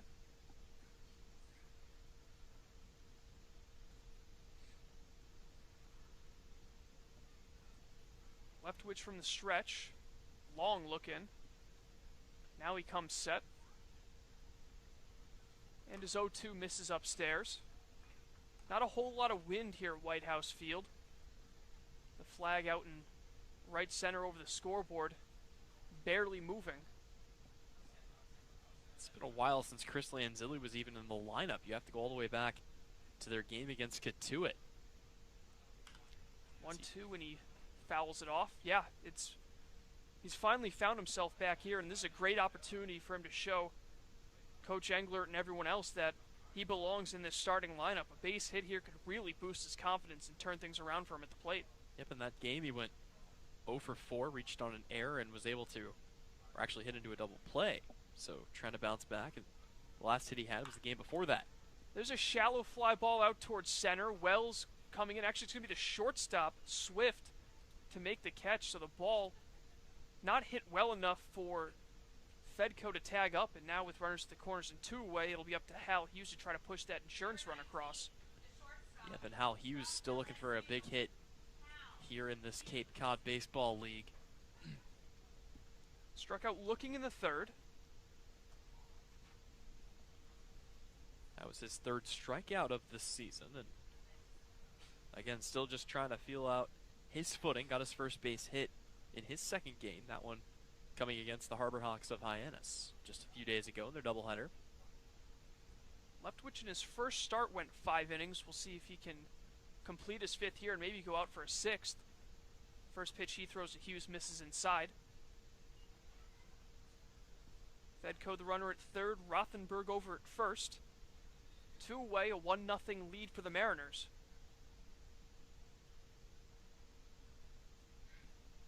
Leftwich is 1-0. Check swing, he did go around.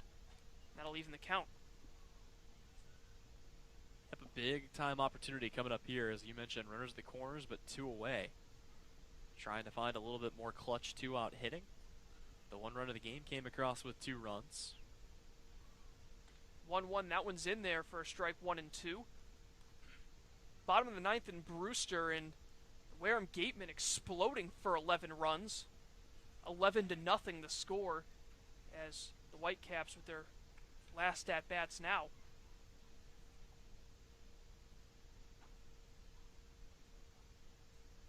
Leftwich was the 1-2. Check swing, did he go? No, he did not, as Cardenas was ready to apply the tag and head back to the dugout, but he did not go, so it'll be a 2-ball, 2-strike, 2-out count. And that's the second time we've seen Cardenas do that, and I've never seen a catcher this eager to get off the field, as we've seen him kind of try to sell that a few different times. So, to no avail. It'll be a 2-2 count, another chance here for Hal Hughes. Runner going, the 2-2 misses outside. They try to draw the throw, a hard throw back to the pitcher by Cardenas, but to no avail. So, a high IQ play there by Rothenberg to take second, and now there's going to be two in scoring position with a full count and two away. And with that, the Mariners are back in first place in the league in stolen bases. That is their 17th of the year. So Leftwich trying to get a big pitch to get out of the inning. Here it is. And now we'll miss for ball four, and the bases are going to be loaded for Jacob Hurtubise. Big AB coming up here for Hurtubise, still looking for his first official hit of the season. He's done just about everything else. He's reached on a walk. He's been beamed. He reached on an error, I believe, at one point. And looking for his first hit. Now would be a heck of a time to get it. Bases loaded, 2 outs. His team leading by 1 here in the home half of the 6th. And defensively, it's going to be important to try to get that ball to first base as quick as possible, or maybe take an easier route at second or third, depending on where it's hit. First pitch he sees is a chopper to second.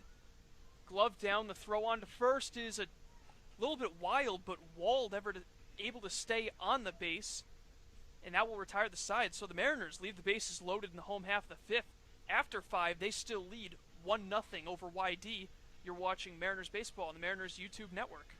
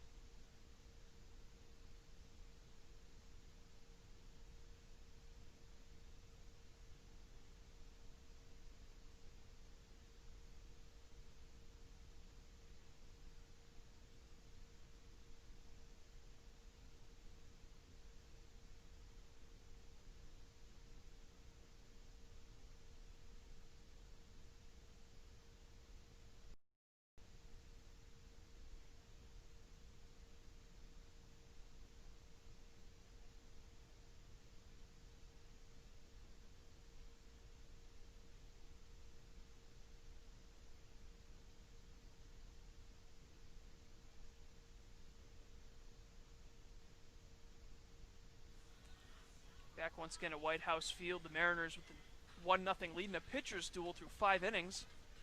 And Nick's walk out there after finishing up the 5th inning for Buddy Hayward. So he's gone 2 1/3, and he was able to retire 2 of the 3 batters that he faced. He's got Dugas to strike out swinging, then the single for Cardenas, but the pinch hitter Tarota flew out to center. Yep, and so he will face off here against 9-1-2, starting with Drew Swift. And it's been a pretty good day to be an ASU guy, as Trevor Hauver just hit a grand slam for the Hyannis Harbor Hawks to put them on top in their game. They're up on Falmouth 8-3, and Harwich might not be the only team to lose to him here in a few minutes. First pitch from Zwok just misses, and that's a pretty significant win for the Harbor Hawks if they're able to hold on, considering Falmouth is 3rd in the West at 4-4-1. They'll be able to gain ground on them and potentially Bourne, depending on how that game turns out. The 1-0 is in there for a strike.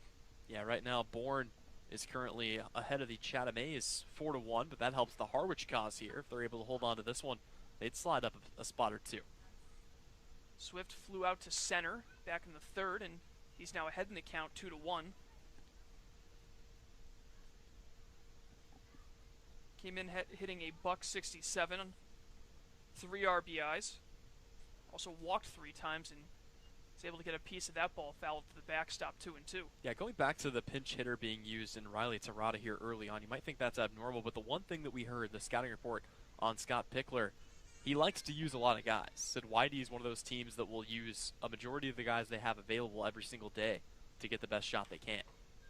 2-2 is a jam shot right over the first base dugout. And lone hit for YD coming last inning by Cardenas.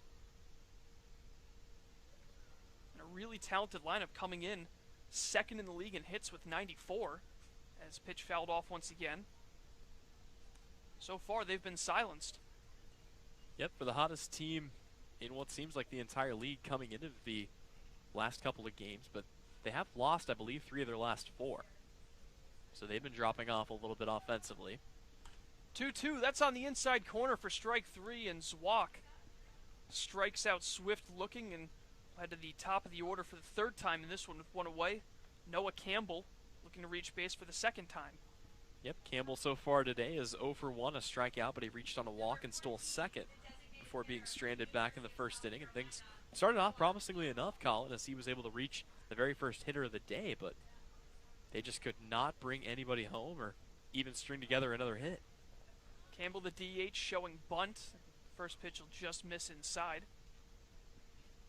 He walked and then stole second back in the 1st, struck out looking in the 3rd. A home run and 4 RBIs on the season for Campbell. He'll foul that pitch off. .563 on base percentage, and that is just unheard of. Well, and a part of this, I mean, it's such a potent offense for YD, but you knew that the kind of numbers they were putting up early in the season were not sustainable. There was no way they were going to be able to hold that throughout the entire season. The question was how many guys would cool down, as this one will miss low in the dirt. So, you know, that's kind of been the question on everybody's mind is how good really is this YD offense? And while it still looked pretty phenomenal numbers-wise, they've definitely slowed down a little bit over their last 4 or 5 games. Swak with the 2-1 to Campbell. And that will glance off of Rothenberg's glove, go to the backstop for ball 3. You got to race to the ball for the 2 ball boys, and that one will be won by Harwich's side. Pretty good speed there out of number 14 to go and pick that one up behind the dish. Will that be a harbinger to how this game will turn out? Time will tell. The 3-1 is fouled off to the right. It's going to be close, but as long as the Mariners come out on top, I don't think there will be too many complaints here out of the crowd at White House Field, which, as you mentioned, is probably the best crowd we've seen so far this year, as we have just perfect baseball conditions, 75 degrees and sunny. And the lawn seats, if you will, that kind of dot the left and right side are much more full than they have been at any point this season. Yeah, a couple of hills adjacent to the dugouts. Both sides taking advantage of it. The payoff pitch is fouled off right towards the hill, backing out of play. And it looked like a good snag there, but that one just in and out of the glove of a fan. That'll chase a couple kids down to the fence to pick that one up. So that's why you got to squeeze it with 2 hands, Colin. Got to make sure you secure the ball. They teach him that at a very young age. Another payoff pitch. That one will miss low for ball 4, so it's a 1-out walk. The 2nd time that Campbell has reached base via a free pass. And now with 1 away, it'll be Austin Wells looking to do some damage. Yeah, and we'll see whether or not they send him to take off. He's already stolen 1 bases. This will bring up Austin Wells. And it's interesting because the hitting, at least statistically, a lot better for the 2 catchers that came in Pat Winkle and Mike Rothenberg than it was for Matt Oldham and Matt Oldham and Jackson Greer. But those 2 were throwing guys out left and right at second base. The defense hasn't been quite as tight in terms of throwing down to second yet. So it'll be interesting to see if that picks up. First pitch to Wells is a breaking ball in there for strike 1. And there's that big 12-6 hook that we know Zwak's been working on, and that's the biggest thing he wants to develop this summer.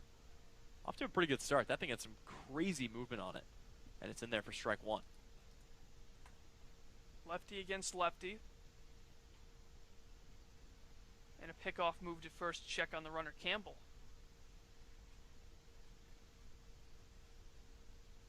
Just the runner at first, 1 out. And it'll be a little bit tougher to take off on the lefty out here compared to the righty and Buddy Hayward. So they definitely could still send Austin Wells, but a little bit more of a risky proposition. Another pickoff move. As I said before at the top of the broadcast, Wells with the Pac-12 Freshman of the Year honors. He actually played and started in all 56 games with the Arizona Wildcats. First freshman to do that since Kevin Newman back in 2013. Long look in, Zwak delivers, runner going. Throw down by Rothenberg. A 1-hopper, the tag is late, and so Campbell with his 2nd steal of the game and his 5th of the season. And you couldn't have asked for a better spot there to throw down. Rothenberg was able to pop up, come into the ball, and make a throw down to second, but it may have short-armed it a little bit there. Not the best throw that we've seen, and that one kind of takes a bounce in front. So in safely with the second stolen base of the day, as you mentioned, is Noah Campbell. And with one away, runner in scoring position here, the tying run just a few bases away. Yep, Campbell, the only Red Sox player to reach scoring position, and he's done that twice now. But still without a hit. Only hit again belonging to Noah Cardenas. 1 ball, 1 strike. And Wells looking at least to move the runner over at the bare minimum. Pitch will miss outside, so he's ahead in the count 2-1. Here's where you got to be careful. Don't want anything back to the backstop. The worst thing you can do right now is put Noah Campbell just 90 feet away from coming across. Want to focus on getting at least 1 out here. If he moves up at that point, it's kind of a moot point, but got to be awfully careful with the speedster over there on second. 2-1 fouled straight back. It's the same situation that we saw back in the first inning. He was out there on second base, and a fly ball to Riley King out and left allowed him to move up just 90 feet, but unable to come across, and the inning was over. Wells drafted in the 35th round back in 2018 by the Yankees. Now finds himself on the YD Red Sox. The 2-2. High fly ball down the left field line, fading towards the bullpen. Weimer will give it a look, but it is out of play. So it'll stay 2-2. Yep, just on the wrong side of that fence. The offensive explosion coming out of the Hyannis Harbor Hawks as they're now up 8-3 over the Falmouth Commodores, who were in a bit of a backslide at one point, leading the division, now risking falling below 500, and if the score holds in Bourne, they'd fall to second to last behind the Harbor Hawks. Hyannis looking for win number 2. Looking to perhaps right the ship here in late June. 2-2. There's a high fly ball to right field. That ball's carrying, and it is gone. Austin Wells with his 4th home run of the season. A 2-run shot that puts the Red Sox ahead of the Mariners now 2-1. And that'll put him in first place in the league, Colin. What do we say? Not the best batting average in the world, but the kid can absolutely slug, and there it is. A 2-run bomb over the right field fence, and the script has been flipped here as the Mariners go from having a 1-run lead to a 1-run deficit. Red Sox on top 2-1. As Walk trying to get a 2-2 fastball by him on the inside corner, and Wells was just ready for it. Great rotation, and he just yanks it over the right field fence. So now Zwak will face the heart of the lineup with 1 away and the bases empty. Riley King, now playing right field, is 0 for 2 on the day, and the first pitch is in there for a strike. Yeah, that one a little bit less of a no-doubter. Cabrera gave it a chase, but just kind of ran out of real estate out there, and it drops just in front of the tree line. That pitch will just miss to even the count. So the first earned runs of the season given up here by Nick Zwak. Foul ball off to the right. So now only 9 Harwich Mariners pitchers, which is still an absurd number when you think about it, have not given up a run so far this season. Of course, a few of those, or one of those at least, not currently on the roster. Logan Allen's services are done for the year. 1-2 will just miss the outside corner. King coming into this game with a .462 batting average. Just the lone RBI. University of Georgia. 2-2 check swing. Did he go? He did, and that is out number 2. Yep, second time today. Riley King is down on strikes, both looking. So Zwak, clearly not shaken by the home run, gets right back to it. Just hopefully the damage not already done here by the YD Red Sox. The offense going to have to wake up a little bit and give at least 2 more runs of support if they're going to get out of here with a win today. They did strand the bases loaded to end the 5th inning. Mariners had them 3 on, but Hurtubise unable to drive in a run. Now they're paying the price for it as Andrew Eister, now second in the team in home runs following the bomb by Austin Wells. There's a foul ball. Yep, and a good snag out there by the YD pitching coach. Or one of the YD pitching coaches, I should say. So it'll be an 0-1 count here. For his walk, still 3 strikeouts on the day, and again, he's only really made 1 mistake. But how many guys have we said that about this year for Harwich? It seems like giving up home runs. It's kind of turned into their thing. They haven't given up a ton of hits. It's just been the long ball that's really killed them. This one will miss down in the dirt for ball 1 to even the count at 1-1. Eister from the University of South Carolina. Had a solid season with Forest High School. Hit .530 that in his senior year, as it's a 2-1 count. The Marion County Player of the Year back in 2017 for his high school. He ended up being drafted in the 27th round out of high school by the Arizona Diamondbacks. Foul ball now down the right field line to even the count at 2. Yep, a lot of guys taken in that amateur draft and kind of elected to come back to college and hone their skills a little bit more. Of course, having to wait until they come of age to be eligible for the regular MLB draft.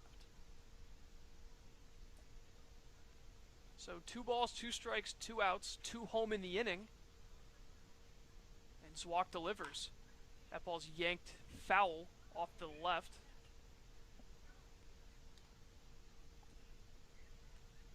Zwak looking to make it an inning and 2/3, as once again he came in a third of the way through the 5th inning to relieve Buddy Hayward, who went 4 1/3 scoreless and hitless, just allowing the leadoff walk to Campbell.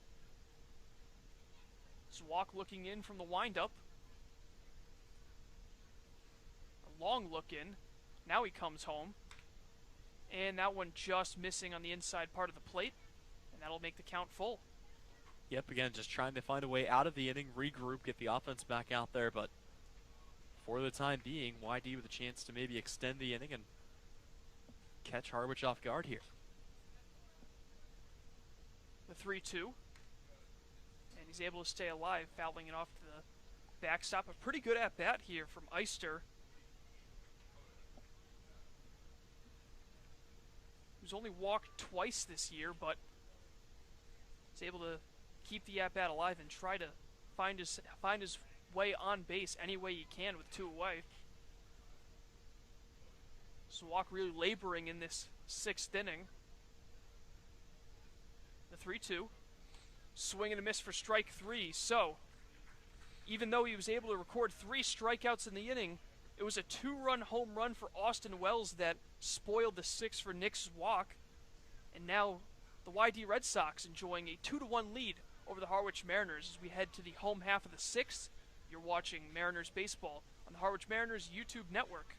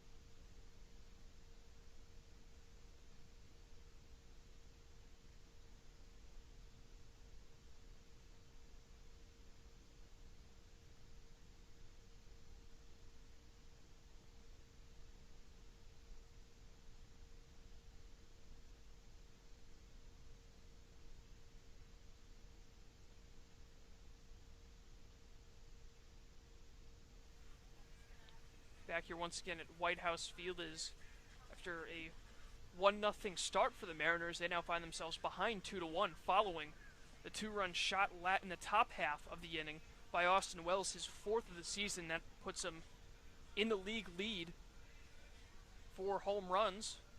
And so now it'll be the 2, 3, 4 hitters. Joey Weimer will lead things off in a defensive substitution to tell you about. Yep, it'll be RJ Yeager coming into play shortstop in place of Drew Swift. And we'll get you updated really quick on whether Swift has come out of the game or whether he is moving somewhere else, but a defensive substitute either way here for the Red Sox. So Weimer digs in. First pitch from Leftwich, who's now in his longest start so far, misses low and outside. His second appearance of the year. Went 5 against Katuitt back on June 16th.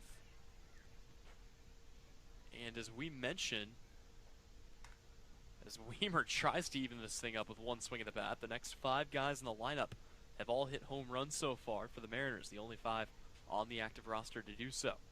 Weimer, Cabrera, Keenan, Cavadas, and Fedko earlier in this one. But that cannot be the focus here.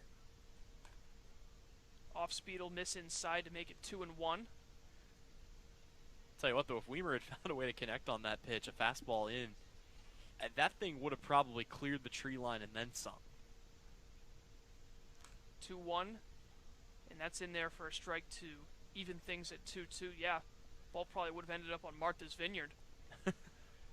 Wouldn't surprise me that much. But it's a 2-2 count. Weimer's going to have to choke up on the bat a little bit here. From the wind-up Leftwich. And a swing and a miss, strike 3. So for the second time in this one, Weimer is a strikeout victim. He's now 0 for 3 on the day, 1 out. Yep, and that'll bring up Daniel Cabrera, who himself having a tough day. Most of the offense here still trying to find their footing. Cabrera 0 for 2 today, a fly out and a ground out. And he'll stand in for the left-handed batter's box here. Trying to get a runner on base here for the Mariners. Cabrera's been alternating between right field and designated hitter.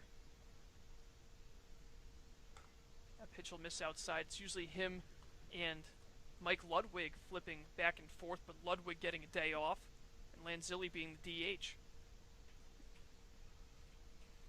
The 1-0. That's in the dirt for ball 2. Yep, so a patient at bat here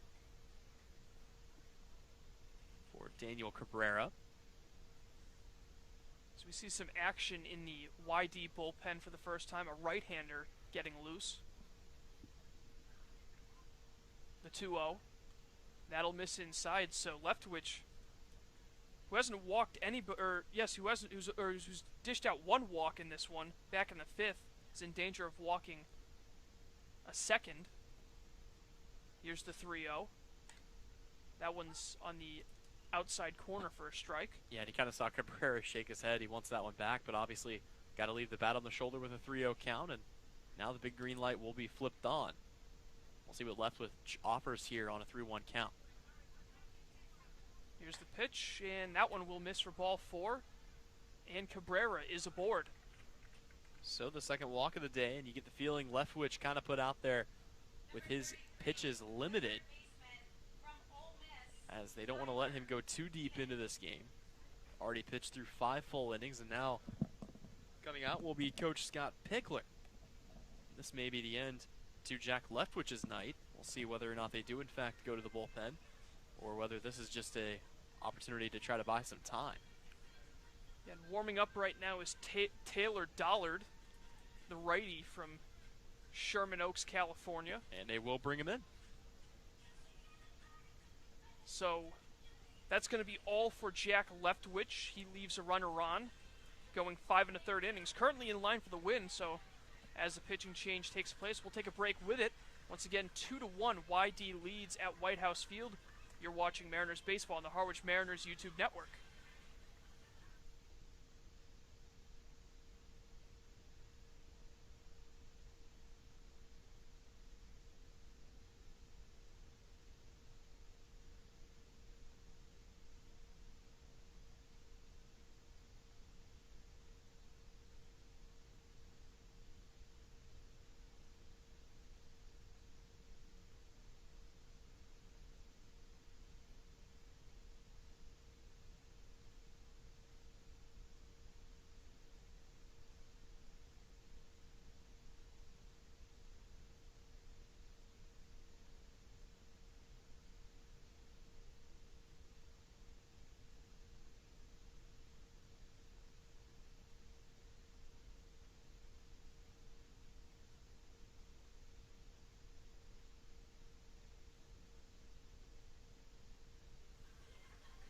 it'll be Taylor Dollard taking over for Jack Leftwich for the YD Red Sox.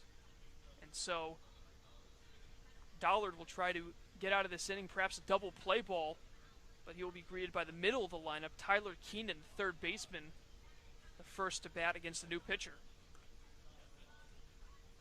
Yep, and it'll be interesting to see what he can offer here, but as you mentioned, a couple of scoreless innings pitched for him so far, has yet to give up a run, I believe, so far in the Cape Cod League in the 2019 season, so seeing some pretty good off-speed out of him here in warm-ups, but again, it'll be a brutal part of the lineup he'll face off against in Tyler Keenan, Nico Cavadas, and Christian Fedko. So far, the first two guys that I mentioned are both 0 for 2, though, as Keenan has grounded out and struck out, and Cavadas has flied out a couple of times, so it'll be a chance here with a runner on first to try to get something going. Let Jack Leftwich exits the game, 5 1/3 innings pitched, only 3 hits, 6 strikeouts, and just 2 walks, but he is responsible for the man on first and Daniel Cabrera. And you kind of get the feeling, Colin, that Pickler said, we're going to put you back out there for Leftwich, but if he gives up a big hit or lets a runner get on base, we're going to go ahead and pull the chain. So it'll be lefty, lefty, righty due up for the Mariners with 1 down, and Daniel Cabrera over at first. So Dollard getting comfortable on the mound, and he will face Keenan. A look over at first. And the first pitch from Dollard swung on and missed for strike 1. Yep, for Dollard out of Cal Poly, a 2.43 ERA as a freshman back in 2018. 3 saves for him and 37 strikeouts to just 10 walks. So pitched 19 games, all of which came out of the bullpen. Won the Jim Newkirk Fireman's Award as the team's top reliever. His 0-1 pitch is a backdoor breaking ball in there for a strike to go ahead 0-2. Dollard with 3 innings pitched so far in 2 appearances, and he has yet to give up a run and has only given up 1 hit. He's got Keenan in the hole 0-2. Decent lead by Cabrera over at first. And the pitch, that'll miss outside. Tough pitch to lay out there by Keenan, just a straight fastball away that keeps it just off the plate. So it's 1-2 here. Actually, the first summer action that we've seen out of Dollard, at least as this entire season. Last year, resting up an oblique strain injury and elected to take the summer off. So far, so good health-wise this year, as there's a swing and a miss for strike 3, and so Keenan, for the second time, strikes out, and there are now 2 away with Cavadas at the plate. Yep, and for Cavadas, it's just going to have to be about straightening it out here and not trying to do too much. He's been a bit of a streaky hitter so far this season. We mentioned that big stretch where he had 8 at-bats, reached base 8 times, including 6 hits and a couple of walks, but since then he's gone a little cold. He went 0 for 3 back against the Hyannis Harbor Hawks in Game 2 of the doubleheader. Game 1 was really where his reign of terror ended. So 0 for his last 5, including 4 strikeouts. First pitch he sees misses up and away.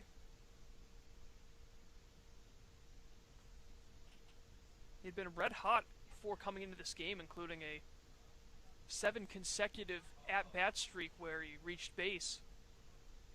7 hits in a row in those at-bats, and now he's ahead in the count 2-0.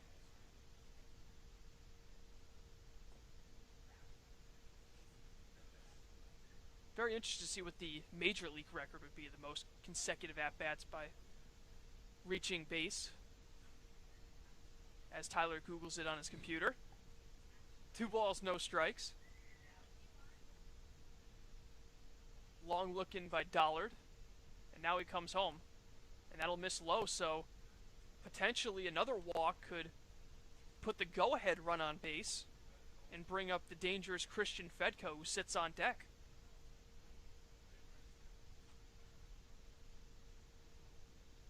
Three balls, no strikes. Cavadas waiting, and Dollard delivers.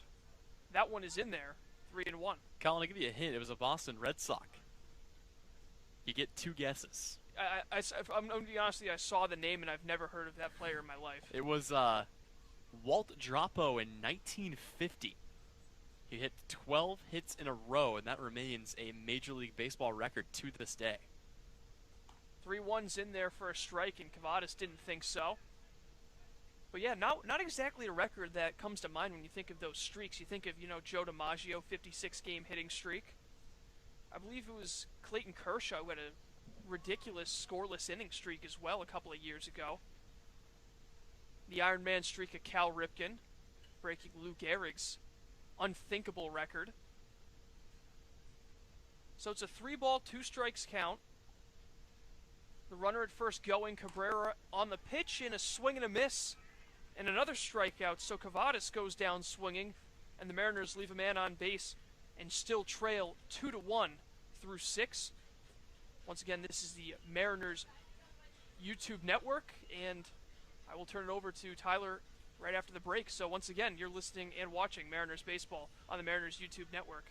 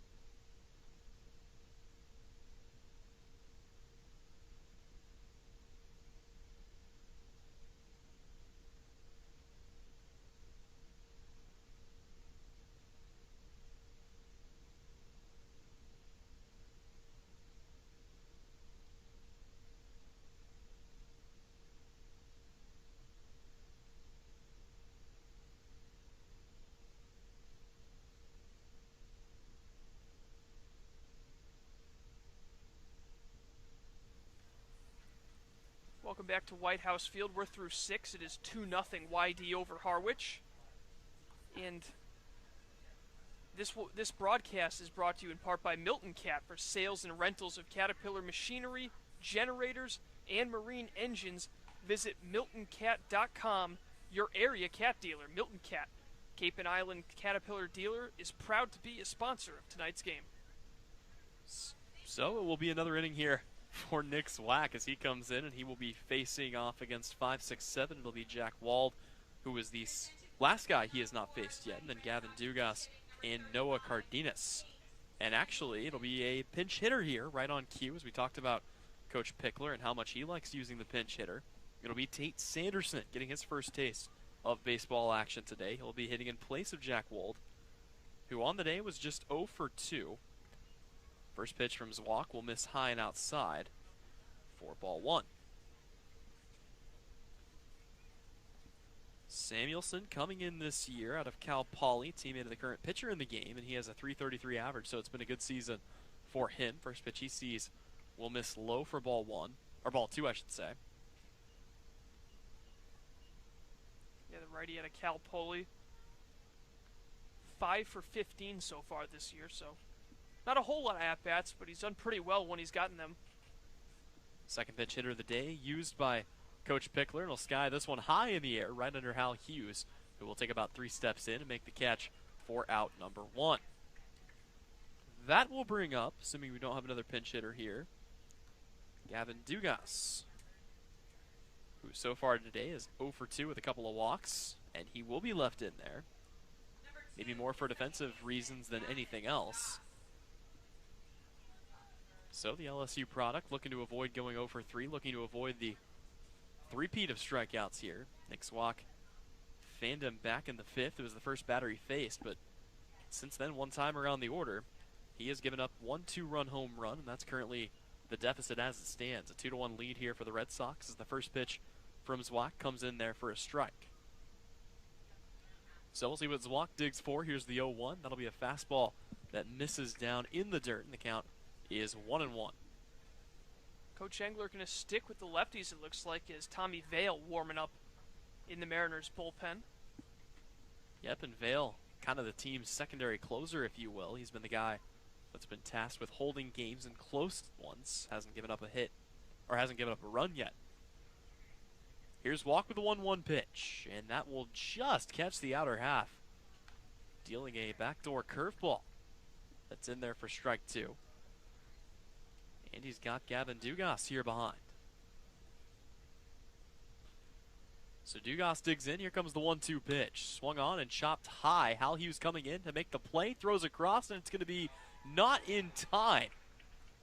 So Dugas able to just barely outrun it at first for his first hit of the day.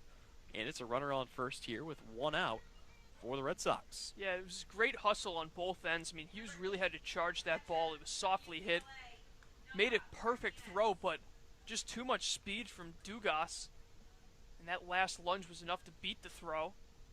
So now it'll be a one-on, one-out situation for Cardenas, who has one of just now 3 hits for the Red Sox. Yep, Cardenas, one of the late arrivals thanks to the College World Series playoffs, actually played for the #1 team in the country, the UCLA Bruins. Runner takes off. Rothenberg will throw down to second, just narrowly avoids hitting's walk, and the throw is in time. Gavin Dugas thrown out at second, and kind of amazing on a throw that almost came back and hit the pitcher, but that's the one they're able to get him on. Yeah, I flinched on that one. That's how close it was to catching Zwak. I mean, that throw very low by Rothenberg, but clearly a lot on it as it was able to get to the bag in time. Good tag, and Dugas caught trying to swipe a bag and get an insurance run in scoring position. So Cardenas digs in. He'll foul this one away, and it's a 1-1 count, but we've seen a couple of soft throws from Rothenberg, and a couple of people kind of wondering, what's going on here. He's supposed to be one of the better defensive catchers, and there he just zings one down from his knees, and he's able to catch Dugas. I'm sure Zwak in the dugout's going to say, hey, maybe a little higher on the next one. Right. So Cardenas will take a breaking ball inside. It'll be 2-1. And speaking of a guy that on one of the best teams in the country had one of the best seasons in the country, hitting a cool .398 for his batting average, slugging .515, 13 RBIs for him as a catcher at UCLA. So a pretty solid outing for him as he swings through this one to even the count at 2-2. A UCLA team that was bounced early from the College World Series playoffs by the Michigan Wolverines, who are currently trying to win the College World Series. They forced a Game 3 against Vanderbilt.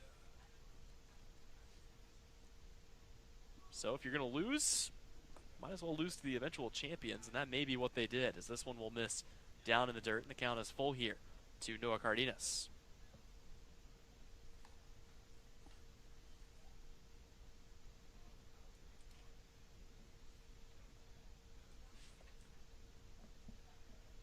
Big pitch coming up here for Nick Zwak. Payoff on its way to one of the most dangerous hitters here in the lineup. And here it comes. That's going to be taken right back up the middle, and that'll get down well in front of Hurtubise. So another man on base here, but because Dugas got thrown out at first, it's just one, or at second, it's just one base runner out there with 2 away for the Red Sox for Riley Terada. Yeah, the ball's just jumping off the bat of Cardenas in this one after striking out back in the second. A couple of lasers hit to left center and center respectively. And once he kind of gets that launch angle down, he could really become another potent bat in this already deep Yarmouth-Dennis Red Sox lineup. So digging in now is the pinch hitter in Riley Terada, taking his second at bat. First time up, he hit one right to center field, but it was an excellent diving play by Hurtubise to get him out. First pitch he sees is a breaking ball from the big lefty, and that'll be in there for strike one. Another game has gone final in Cape Cod League action. The Bourne Braves get another victory. They do so over the Chatham A's, who currently sit in first place in the Eastern Conference, or Eastern Division. Orleans and Catuit's game ends in a 3-3 tie through 10 innings. And, of course, Wareham with the 11-0 victory as this one gets by Mike Rothenberg. That'll allow the runner to move up 90 feet. And Noah Cardenas over there on second on a passed ball. Yeah, Rothenberg just a little late reacting to that pitch in the dirt. Just gets by him and all the way to the backstop. A pretty deep backstop here at White House Field. Unfortunately, Rothenberg kind of prevented what could have been a bad situation, as because he threw out Gavin Dugas at second, they're looking at a runner on second with 2 away instead of second and third with 1 away. Either way, Terada looking for his first hit of the game, 0 for 1 today. He stands in from the right side. Here comes the pitch. And that's going to be in there. Little late action on the cutter. And it's a 1-2 count here. Yeah, Terada came in for Jake Palmer, but actually moved as Palmer was the center fielder. Terrada's over at third base, so just a carousel of position changes. Zwak sets. Here's the 1-2. That'll miss inside. Good block by Rothenberg, and the count is even at 2-2. Zwak working through another inning. It's been a pretty good outing for him so far, all things considered. The only problem being the 2-run home run that he gave up back in the 6th inning that gave the YD Red Sox their lead. And of course, he came in for Buddy Hayward, who was absolutely cruising through the first several innings, but left with an apparent, well, some kind of pain, and so he is pulled from the game early as the 2-2 pitch comes in, and that will be swung on and missed. Strike 3 back into the mid of Rothenberg, and the inning is over. We head on to the home half of the 7th. Mariners still trail it by 1. You're watching Harwich Baseball here on the Mariners YouTube network.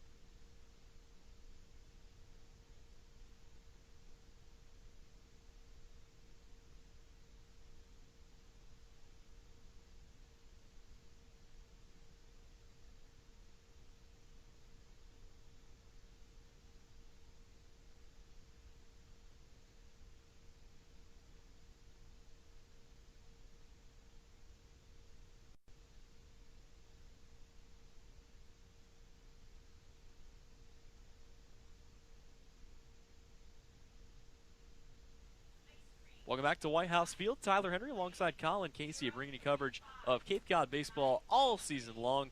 So we're here in the top 4th of the season, here in the bottom of the 7th inning from White House Field. It's a 2-1 lead for the YD Red Sox, courtesy of an Austin Wells 2-run bomb.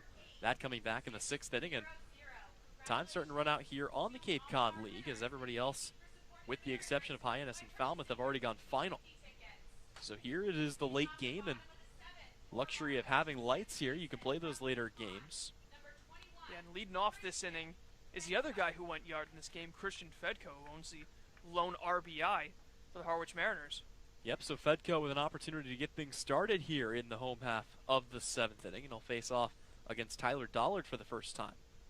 Dollard coming in the last inning and getting right to work, picking up where he left off last game with a pair of strikeouts to end the inning. First pitch that he throws is going to be a breaking ball in there for strike 1. Down and away to Christian Fedko. Yeah, there's actually a moderate shift on Fedko. You look at the first baseman, Wald, well off the first base bag, and then playing just behind second is Dugas. And kind of interesting that they're going to leave him that much room up the middle on his side as he swings through this one and falls behind 0-2. It'll be all for naught if he gets fanned here, but yeah, YD, one of the few teams in the league that really does play the shift. We kind of talked about for the Mariners, they played pretty much straight up all season long. Haven't seen too many shifts. But YD, a team that's not afraid to do that if they think they know a hitter's tendencies, and clearly they think they've got something picked out in Christian Fedko's swing.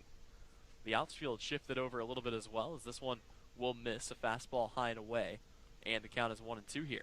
Yeah, there's actually a ton of space down the right field line. If he's able to pooch one over Wald's head, he might be able to get 3 bases if it goes right down that line, especially with Fedko's speed. Yep, so a pretty good opportunity here coming up for Christian Fedko, trying to lead off with a base hit here in the 7th. Here comes the 1-2, and he will sky this one high in the air, right over there to third base. Coming behind the bag is Terrada, and he'll call everybody else off and make the catch for out number 1. Yeah, it seemed like he was sitting on that pitch, but he got a little bit out in front of it and got a little bit under it, so Fedko unable to keep the Nico Cavadas-esque streak going of consecutive at-bats with a hit.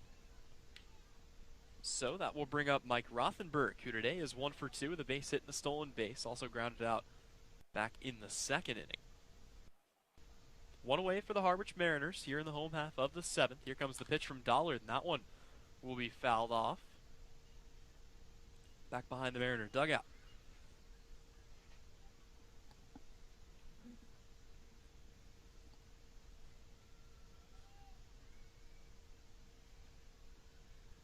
So digging back in here from the left-handed batter's box is Mike Rothenberg. Here comes the 0-1 from Dollard. It's going to be a breaking ball that just cuts inside, and that'll miss to even the count at 1-1. Yeah,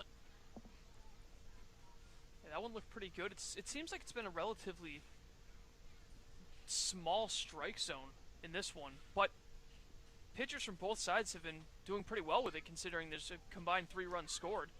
Here it comes again, and that one will also miss inside. So back-to-back breaking balls in the same spot, and yeah, it's continued to be more or less a pitcher's duel throughout this entire game. We'll see what's in store here as Dollard comes set, still working out of the stretch, not going from the windup at all. And here comes a fastball that'll be swung on and missed there by Rothenberg. So the count even at 2-2 here. Rothenberg looking to improve on a season that has gotten off to a bit of a slow start. Hitting just 182 coming into this one, but looking to improve that. It's already got 1 base hit on the day. And he will take a fastball. He had to kind of back out of the way, but it's going to be called strike 3. And down on strikes is Mike Rothenberg. Yeah, that pitch looked like it was in a similar spot to the previous 2 that were called a ball, so I don't know if maybe it was a little bit higher or lower in terms of height, and that might have made the difference, but Rothenberg not too happy at all. So that'll bring Chris Lanzilli up to the dish. Lanzilli today 0 for 2 with a strikeout and a flyout. Looking to get on base here with 2 away for the Harwich Mariners in the bottom half of the 7th. They trail it 2-1. Just 3 hits for each team. Here comes the first pitch from Dollard, and that'll be swung on and missed. Getting just over the top is Lanzilli. And he's fallen behind here to start the at-bat.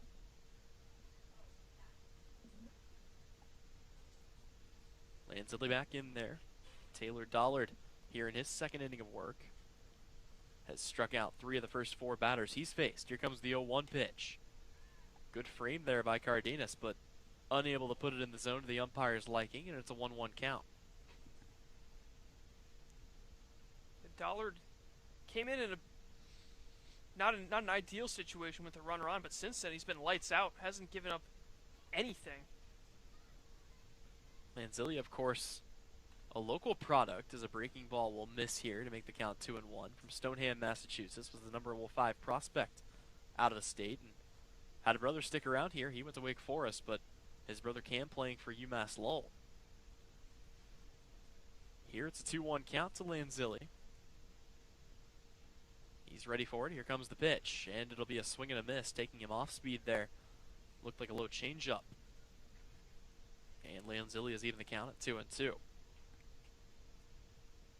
Dollard's kind of been the go-to guy for the Red Sox this season. As you mentioned, he's already been brought in on multiple occasions, and he has been absolutely unhittable so far as the 2-2 is swung on and missed. Lanzilli down on strikes for a second time today, and that will end the inning. So far, 4 of the 5 guys that have been faced here by Taylor Dollard have been retired via the strikeout. We will step away, and when we come back, it'll be back to the YD Red Sox order in the 8th inning. Currently a 2-1 lead for the Red Sox here at White House Field, and you're listening to Mariners Baseball on the Harwich YouTube Network.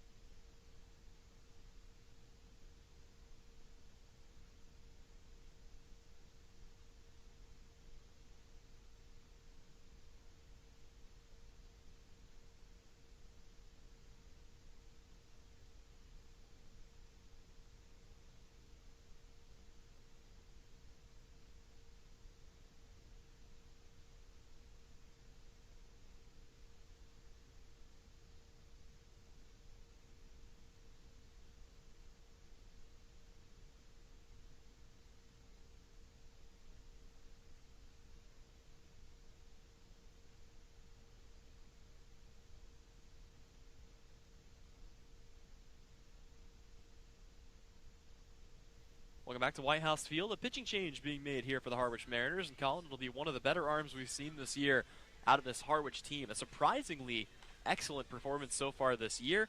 It'll be Tommy Vale coming in. He's kind of been the hold guy in big situations when the team is ahead.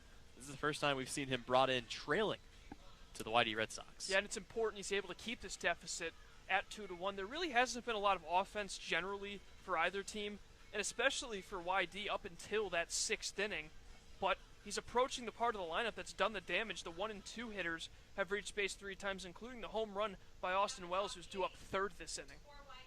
So it'll start off with the number 9 hole, and it will be R.J. Yeager, who came in as a defensive replacement for Drew Swift. He will be in the batter's box. So the 3rd pinch hitter of the day for the YD Red Sox. And the first pitch he sees is going to be a high off-speed pitch that'll miss inside for ball 1.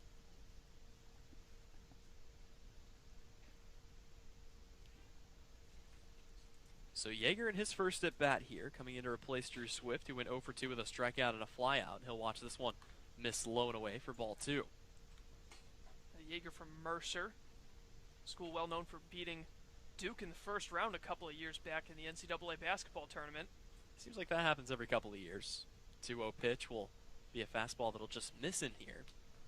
And for Tommy Vale, I mean, it's been a pretty fantastic start to his 2019 summer campaign as he's come into 2 games. He's pitched 3 innings, has yet to give up a run, 1 save, 5 strikeouts, no walks.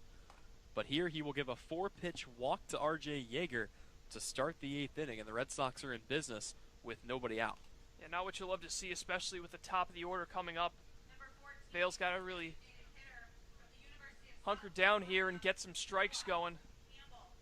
But not too many of them, considering how dangerous this part of the lineup can be. It's all about placing and locating those pitches, and we know how patient Campbell's been. He's walked twice in this game.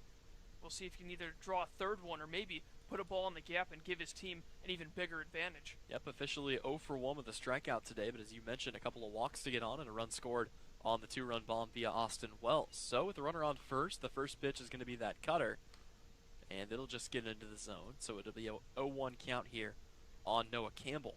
And of course, he's also dangerous on the base pass. 2 stolen bases in this game, 1 in the 1st, 1 in the 6th. So Vale sets, working out of the stretch here. Here comes the 0-1 pitch, and that'll be swung on and missed as he got him with a fastball outside. Yeah, he definitely wasn't sitting fastball there. I mean, he was 3 miles behind that one. Campbell so far today, a believer in the 3 true outcomes. You're either going to see a walk, a strikeout, or a home run. So far, he's got 2 of the walks, 1 of the strikeouts. And he is going to be hit by a pitch here. That one comes in and gets him on the elbow. So not the way Tommy Vale wanted to start here, as he issues a 4-pitch walk to R.J. Yeager and then beans Noah Campbell. And that'll bring Austin Wells to the dish. He's already got 1 home run today. The ever-dangerous slugger hitting from the right side. And a big spot here, looking to get a few more insurance runs across for his team. Yep, some serious control in terms control issues right now.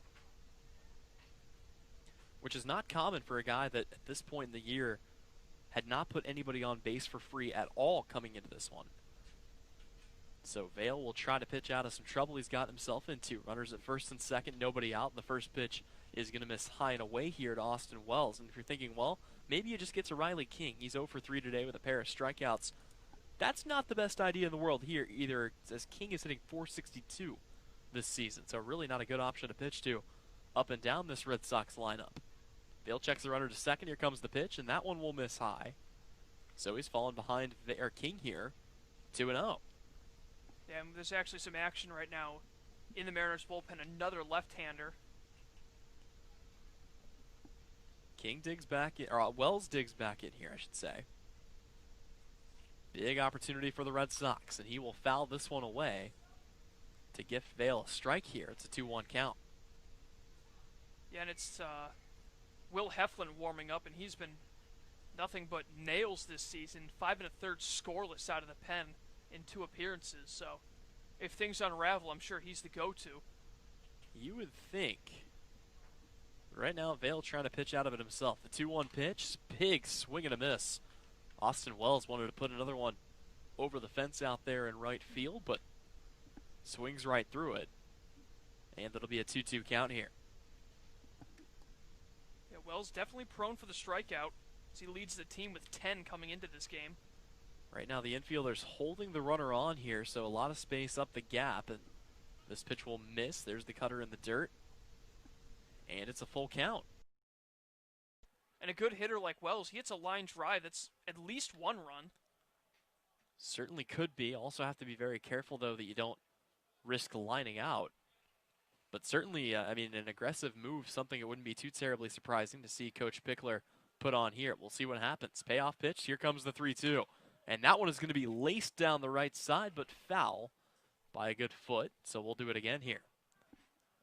Yeah, and if the runners were going on that, which they weren't, that ball hit down the right field line. If it was a fair ball, it would have been all sorts of trouble for the Mariners. But they'll draw it up again, and Wells looking to add to his 2 RBIs on the day. Austin Wells, 1 for 3, but that one hit was a big one, a 2-run home run that gave them their only 2 runs of the day, and he'll swing through a fastball for strike 3.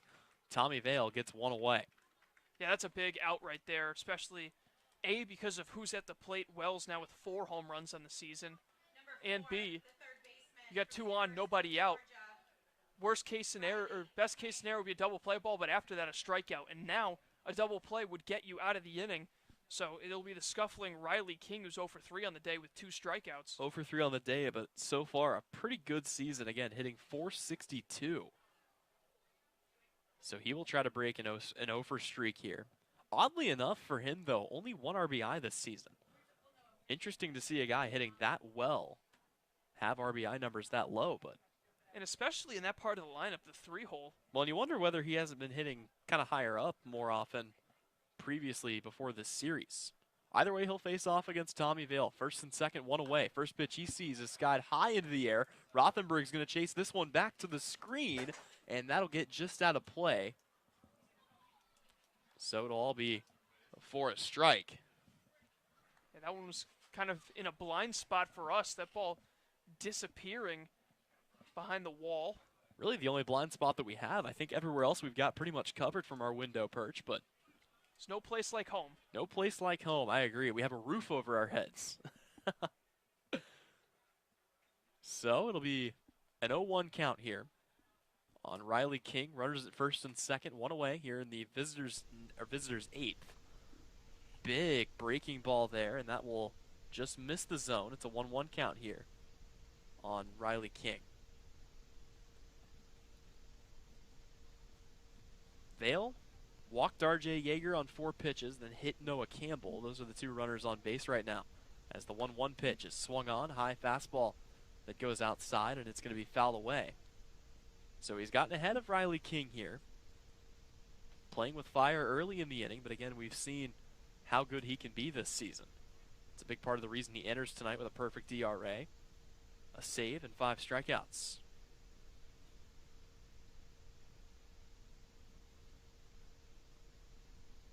So a 1-2 count.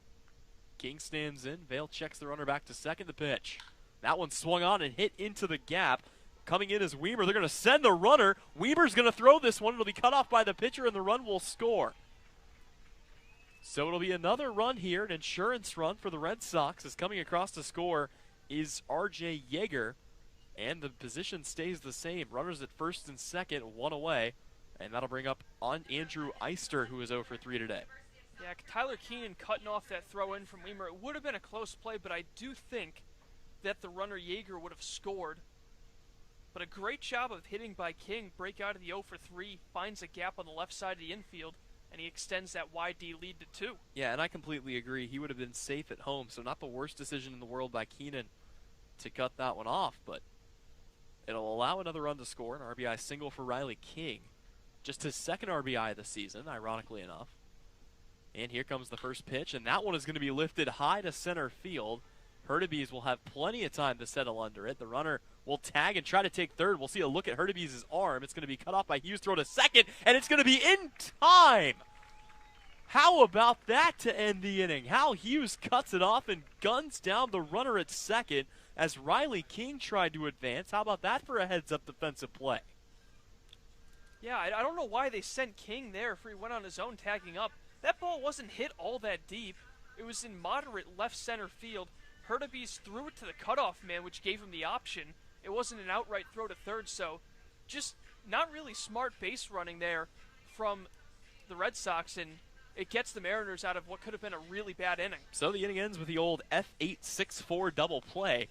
We'll take a break. When we come back, it'll be the home half of the eighth. Mariners down to their final 6 outs and now trailing by 2 as Whitey puts a run on the board in their half of the eighth. All that around the corner when we come back. You're watching Harwich Baseball on the Mariners Baseball Network.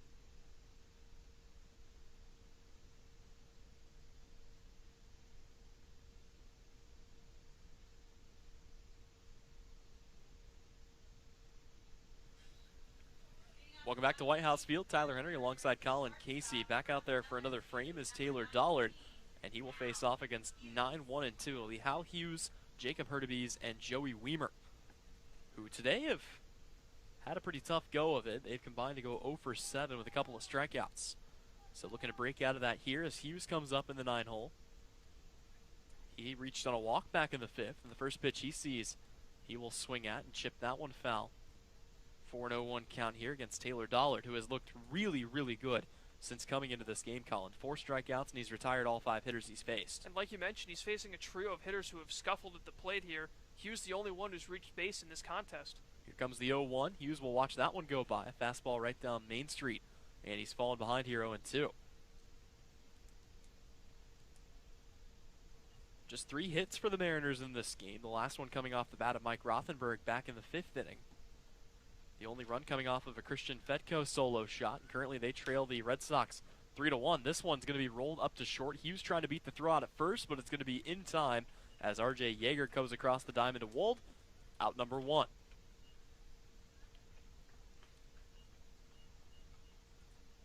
So that'll bring Jacob Hurtubise up to the dish, the big speedster. In there again, still looking for his first hit of the season. He's found his way on a few other ways this year, as he was walked yesterday in a game that will ultimately not count. He was hit by a pitch and came around to score a run in his debut, that game against Hyannis, and a tough loss, but still looking for his first hit of the year. He will roll around to square a bunt. That'll be fouled off, and it's a 0-1 count here as the corner's coming in once again. And interestingly enough, the YD Red Sox, no saves this year so far, but right now it is a save situation, and there is an arm warming in the pen looking to maybe perhaps pick up that first save of the year. So the 0-1 from Dollard, a breaking ball that'll miss outside. The count is 1-1, and yeah, you don't get a chance to get saves when you're winning and losing games 12-2 and 10-1, but this has been closer than a lot of the games YD has seen this season. As you mentioned, they're still on the quest for their first save of the year. Here's the 1-1 to Hurtubise, and that will be inside. Actually, they're going to say that one catches the zone. So it's a 1-2 count. Mariners also looking for their first division victory of the year. They're so far 0-2 on the East with losses to Chatham and Brewster. Yep, they've done a majority of their damage against the West as Hurtubise will chop this one high, up to third, picked up by Triota. Throw to first is going to be just in time to get him, and that will be the second out of the inning. But again, making it close at first is Hurtubise, and just hustling down the line. Him and Joey Weimer are going to lead the team in infield singles by the time this year is done. Yeah, and Hurtubise has kind of been playing to his strength in this game. It hasn't really worked out. He's 0 for 4, but 3 groundouts, so he's keeping the ball on the ground, trying to leg out these singles. Just so far hasn't been lucky. So the last hope of the inning will be represented by Joey Weimer, who strides to the dish. 0 for 3 today, a couple of strikeouts for him, also a ground out back in the first inning. Here's Dollard, the first pitch, and it's going to be a fastball that just catches the zone around the knees for strike 1.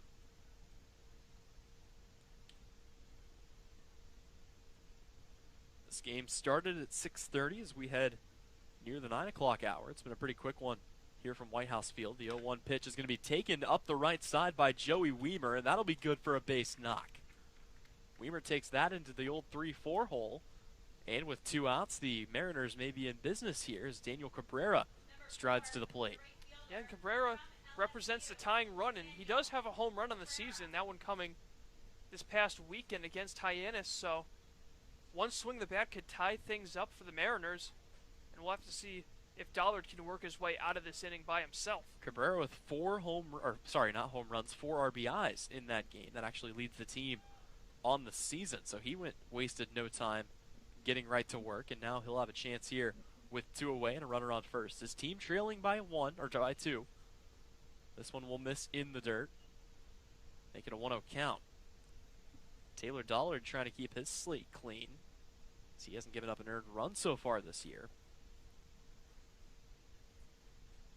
You mentioned for Taylor Dollard this year, 1-0 as a reliever, 3 innings pitched, 5 strikeouts coming into this one, so he has nearly doubled that. Already 4 strikeouts for him so far.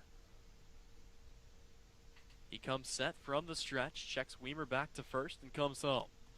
And it'll be a big hook there. That'll miss high.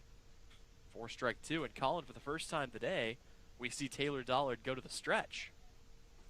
Yep, he's been out of the stretch, sorry. Right.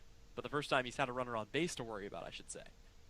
Yep, a lot of relievers do. They just kind of only go from the stretch. Weimer fakes taking off, and this pitch will miss down, but popping out of a stance there is Cardenas. Wonder how aggressive they'll be with Joey Weimer over there on first base. He's been caught stealing once this year, but he's gotten 5 stolen bases to show for it. So a lot of speed over there on first.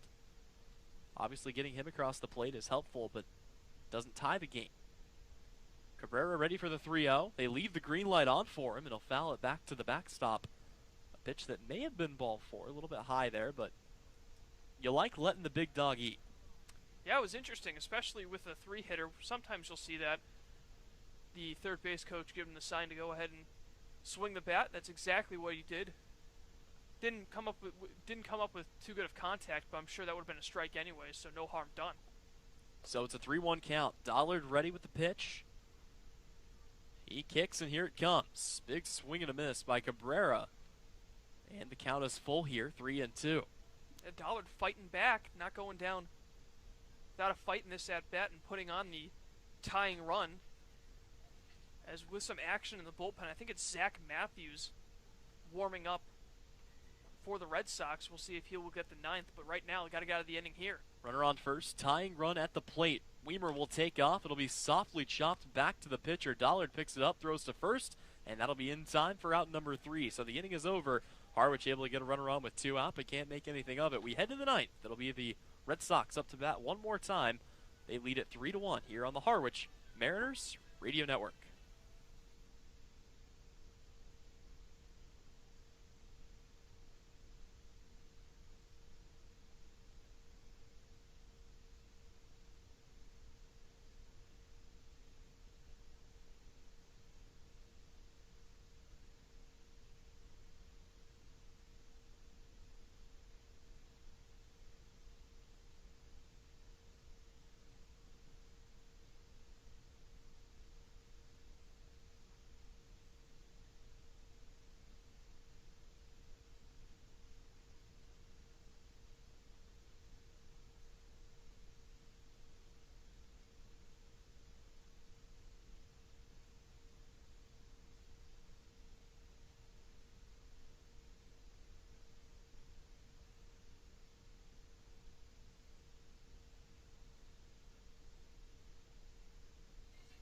We go to the 9th. The YD Red Sox coming up to bat, and they'll have to face off against the kind of token closer, if you will. Obviously, no positions have been set yet officially, but Boyle seems to be the guy that they've gone to in big spots, and they'll bring Joe Boyle on to pitch here. The big righty, the flamethrower, who all the scouts love crowding around the radar gun when he comes up.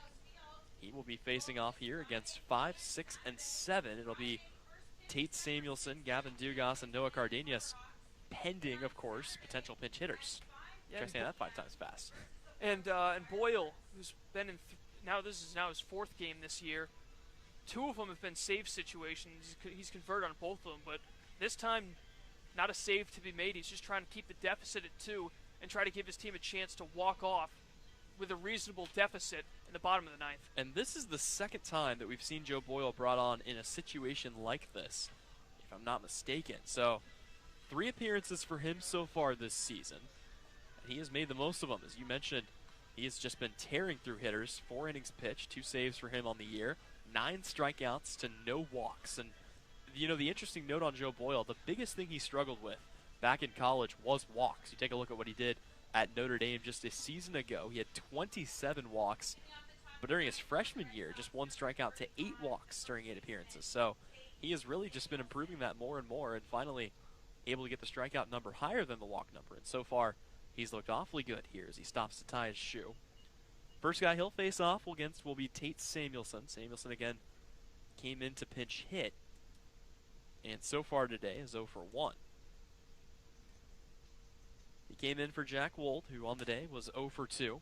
And the first pitch that Boyle throws is a fastball that'll just miss the zone to make it 1-0. Make it 1-0. Samuelson trying to put maybe an extra insurance run up there on the board. He'll chop this one high in the air. Hughes coming in to make the play. Throw to first is going to be in time for out number 1.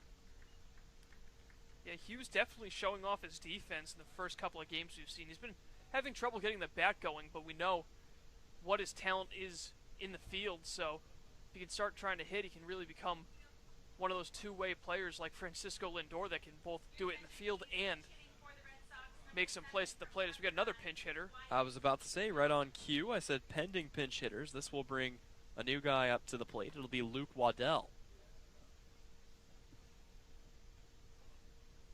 Take a look at what Waddell has done so far this season as he'll face Boyle for the first time today, hitting just 174 coming into this game. And the first pitch he sees, he'll check his swing at. They'll check down the line, and they say he did not go. So it'll be a 1-0 count here to start his at-bat.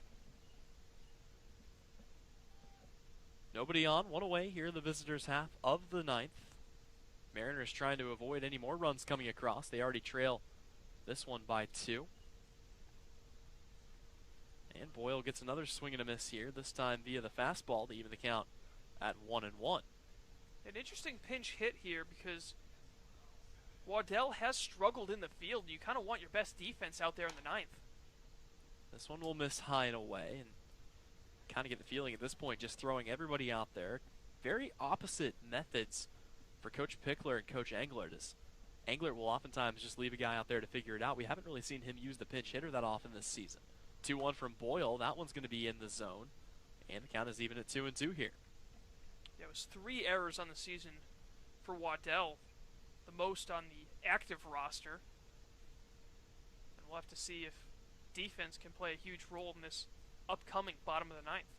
Here comes the 2-2. Swing and a miss. Strike 3 on a fastball. And Joe Boyle gets strikeout number 10 on the year, courtesy of Luke Waddell. No signs of that velocity slowing down. And he keeps throwing that fastball in the upper 90s. And it's really tough to catch up to that ball. I mean, it's pretty much just a white blur when it comes over the plate as a hitter. And the crazier thing, too, is the other pitch that he pairs it with. It's a changeup that'll come in the mid-70s. It's one of the most deadly combinations that you can have, because if you're sitting on a fastball at 98, you're not catching up to a changeup. As here he goes off speed and just about comes inside and hits Noah Cardenas. Yeah, and I think it's important for him to try to work in maybe a third pitch. I mean, that was one of the issues with Aroldis Chapman when he first came up in the majors, being able to throw the heat. And he had a second pitch, I believe it was a slider, but then he was able to add a changeup, and he became even that much more difficult to hit. So we'll see what Boyle has dialed up here. The 1-0 pitch, and it'll be a fastball down in the dirt. Rothenberg blocks it. Yeah, definitely would be great to be able to mix something in, but I'll tell you what, if you can locate a 98-mile-an-hour fastball, that's one of the most deadly pitches in all of baseball, no matter what level you're throwing at. So a pretty good pairing. We'll see what he has in store here for Noah Cardenas, who today is 2 for 3. Already has a pair of hits and a stolen base. Coming back in the 7th, strikeout back in the 2nd. Boyle sets, another guy that likes to work from the stretch. Here's the 2-0, and that's a fastball Maybe pulled a little bit of velocity off of it that time, though, and it'll be 2-1 here to Cardenas. Yeah, for the Mariners, they have the 4, 5, and 6 due up next inning, but right now it's Boyle's job to keep it at 2 and try to give his team a chance to get back in it. 2-1, fastball, that'll miss low and away. And the count is 3-1 here. So for the guy that the biggest thing he wanted to focus on was control. So far he's looked good in that area with no walks to 10 strikeouts, but he's at risk of putting his first man on base here. He has also allowed, for what it's worth, 1 hit. As this one is taken hard right at first base, it'll be fair. It's picked up by Cavadas, who steps on first for out number 3. So Boyle holds it at a 2-run deficit, but the Mariners will have to pick up 2 runs in their half of the ninth to keep this one going. When we come back, it'll be 4, 5, 6, as he mentioned. Tyler Keenan, Nico Cavadas, and Christian Fedko. That's on the other side of the break. You're watching Harwich Mariners baseball on the Mariners TV network.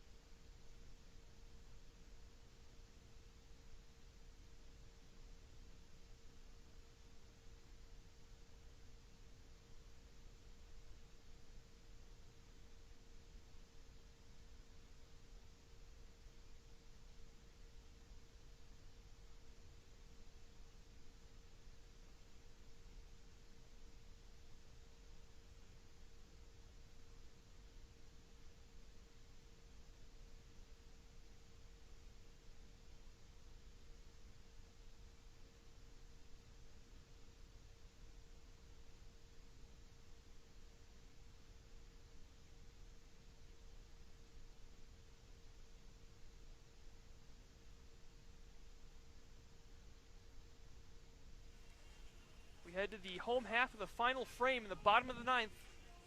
Harwich Mariners trailing the YD Red Sox 3-1, and a new pitcher set to go in this one, and it is the right-hander Zach Matthews out of Oklahoma University.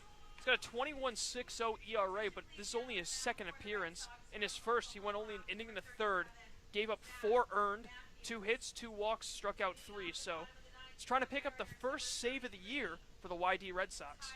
Yep, and it'll be a big task to handle here. It'll be Tyler Keenan, Nico Cavadas, and Christian Fedko. They represent the final 3 hopes for the Harwich Mariners, and they'll face off against Matthews. Heck of an outing for Taylor Dollard, who goes 2 2/3, just gave up 1 hit, 4 strikeouts, no walks, and no runs.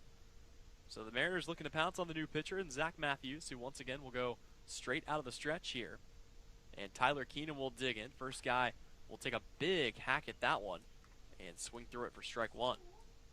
Yeah, Taylor Dollard with a phenomenal performance out of the pen, going 2 2/3 strong. He only gave up 1 hit and was able to keep the Mariners lineup scoreless. So with him gone, Harwich looks to pounce here in the bottom half of the ninth inning. This could be it for the Mariners, as Keenan will foul this one away. He's fallen behind in an early hole here, 0-2. Harwich, of course, trying to avoid dipping under 500, as they were just able to get above that mark during the game against Hyannis. Then fell back to 500 in the second half of the doubleheader, so trying to keep their heads above water here. As the 0-2 pitch is on its way, swing and a miss, strike 3, and Tyler Keenan is down on strikes for the first out of the inning. Yep, third time that Keenan has a K written next to his name. 0 for 4 on the night. Just a tough night for him after having a pretty successful first few games with the Mariners, including that big one where he drove in 3 runs in Wareham. So this will bring up Nico Cavadas, another lefty to face off against the right-handed arm out there in Zach Matthews. Here comes the first pitch from Matthews, and that one will be taken right to short. It'll be picked up by Yeager, who will throw across in time for out number 2.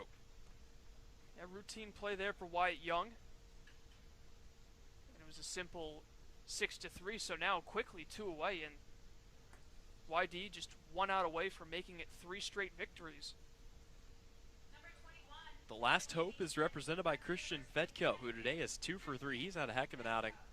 Got his first home run of the season back in the 2nd inning, and then was able to get a base hit in the 5th, aside from that 0 for 1 with a flyout. So 2 for 3. Mariners down to their final out here in this one. Mike Rothenberg stands on deck if he's needed. Zach Matthews trying to pick up the first save of the day and squaring up to bunt, then pulling it back is Fedko. That'll bring the infield in. Don't get the feeling he had any intention of actually bunting as he pulled that one back well before the pitch even came near the zone, but maybe just trying to keep the infield off balance. Yeah, actually, quick correction, I believe, is it is actually Yeager still at short. So the 0-1, that'll miss down in the dirt. All these substitutions are just hard to keep track of.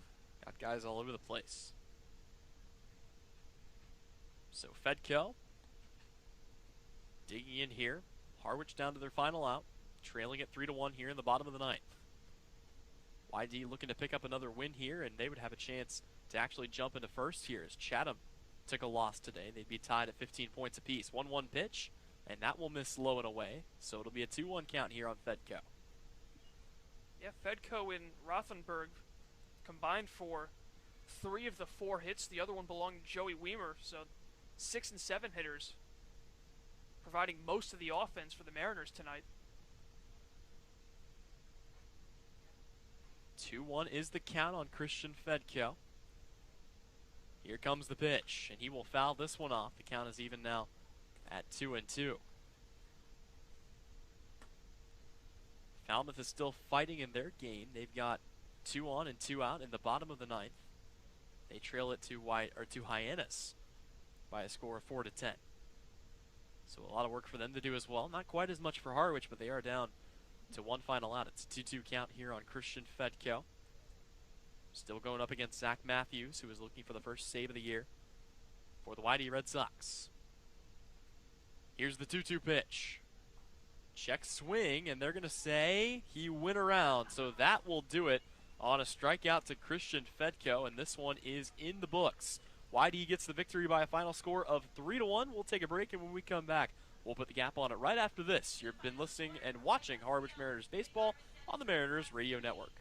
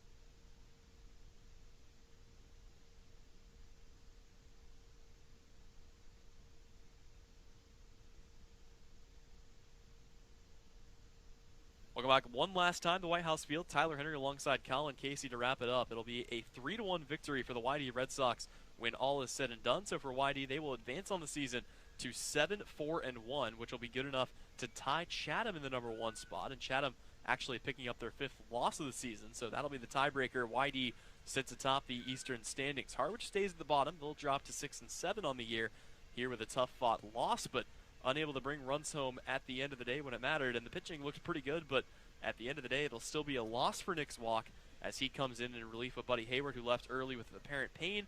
So he comes in, he gives up the 1-2-run homer, and then one more run put on, and that was all she wrote as YD gets the 3-1 victory.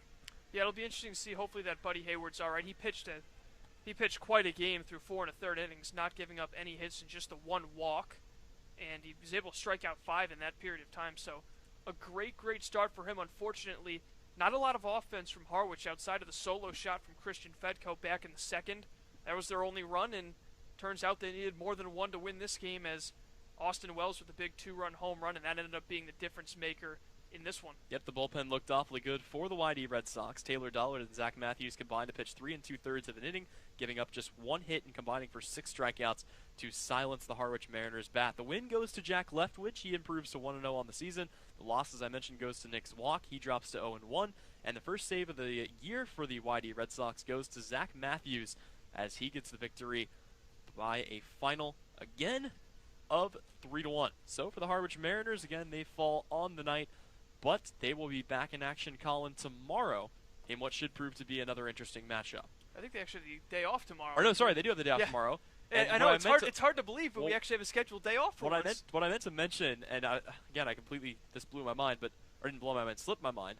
They will actually be at Fenway Park tomorrow, so it will be an interesting day for them as they will take some practice in front of a lot of scouts out there at Fenway. Every team gets an opportunity to head there. So we will be shipping up to Boston tomorrow to catch that, but they come back and will play, I believe, Orleans on the other side of that for a home-and-home with the Firebirds. So that'll do it for us. For Tyler Henry and Colin Casey, I'd like to say thank you once more for tuning in. The Mariners take the loss 1-3. Once again, they drop to 6-7 on the season. YD improves to 7-4-1. Thank you for listening, and you've been watching Harwich Mariners baseball here on the Mariners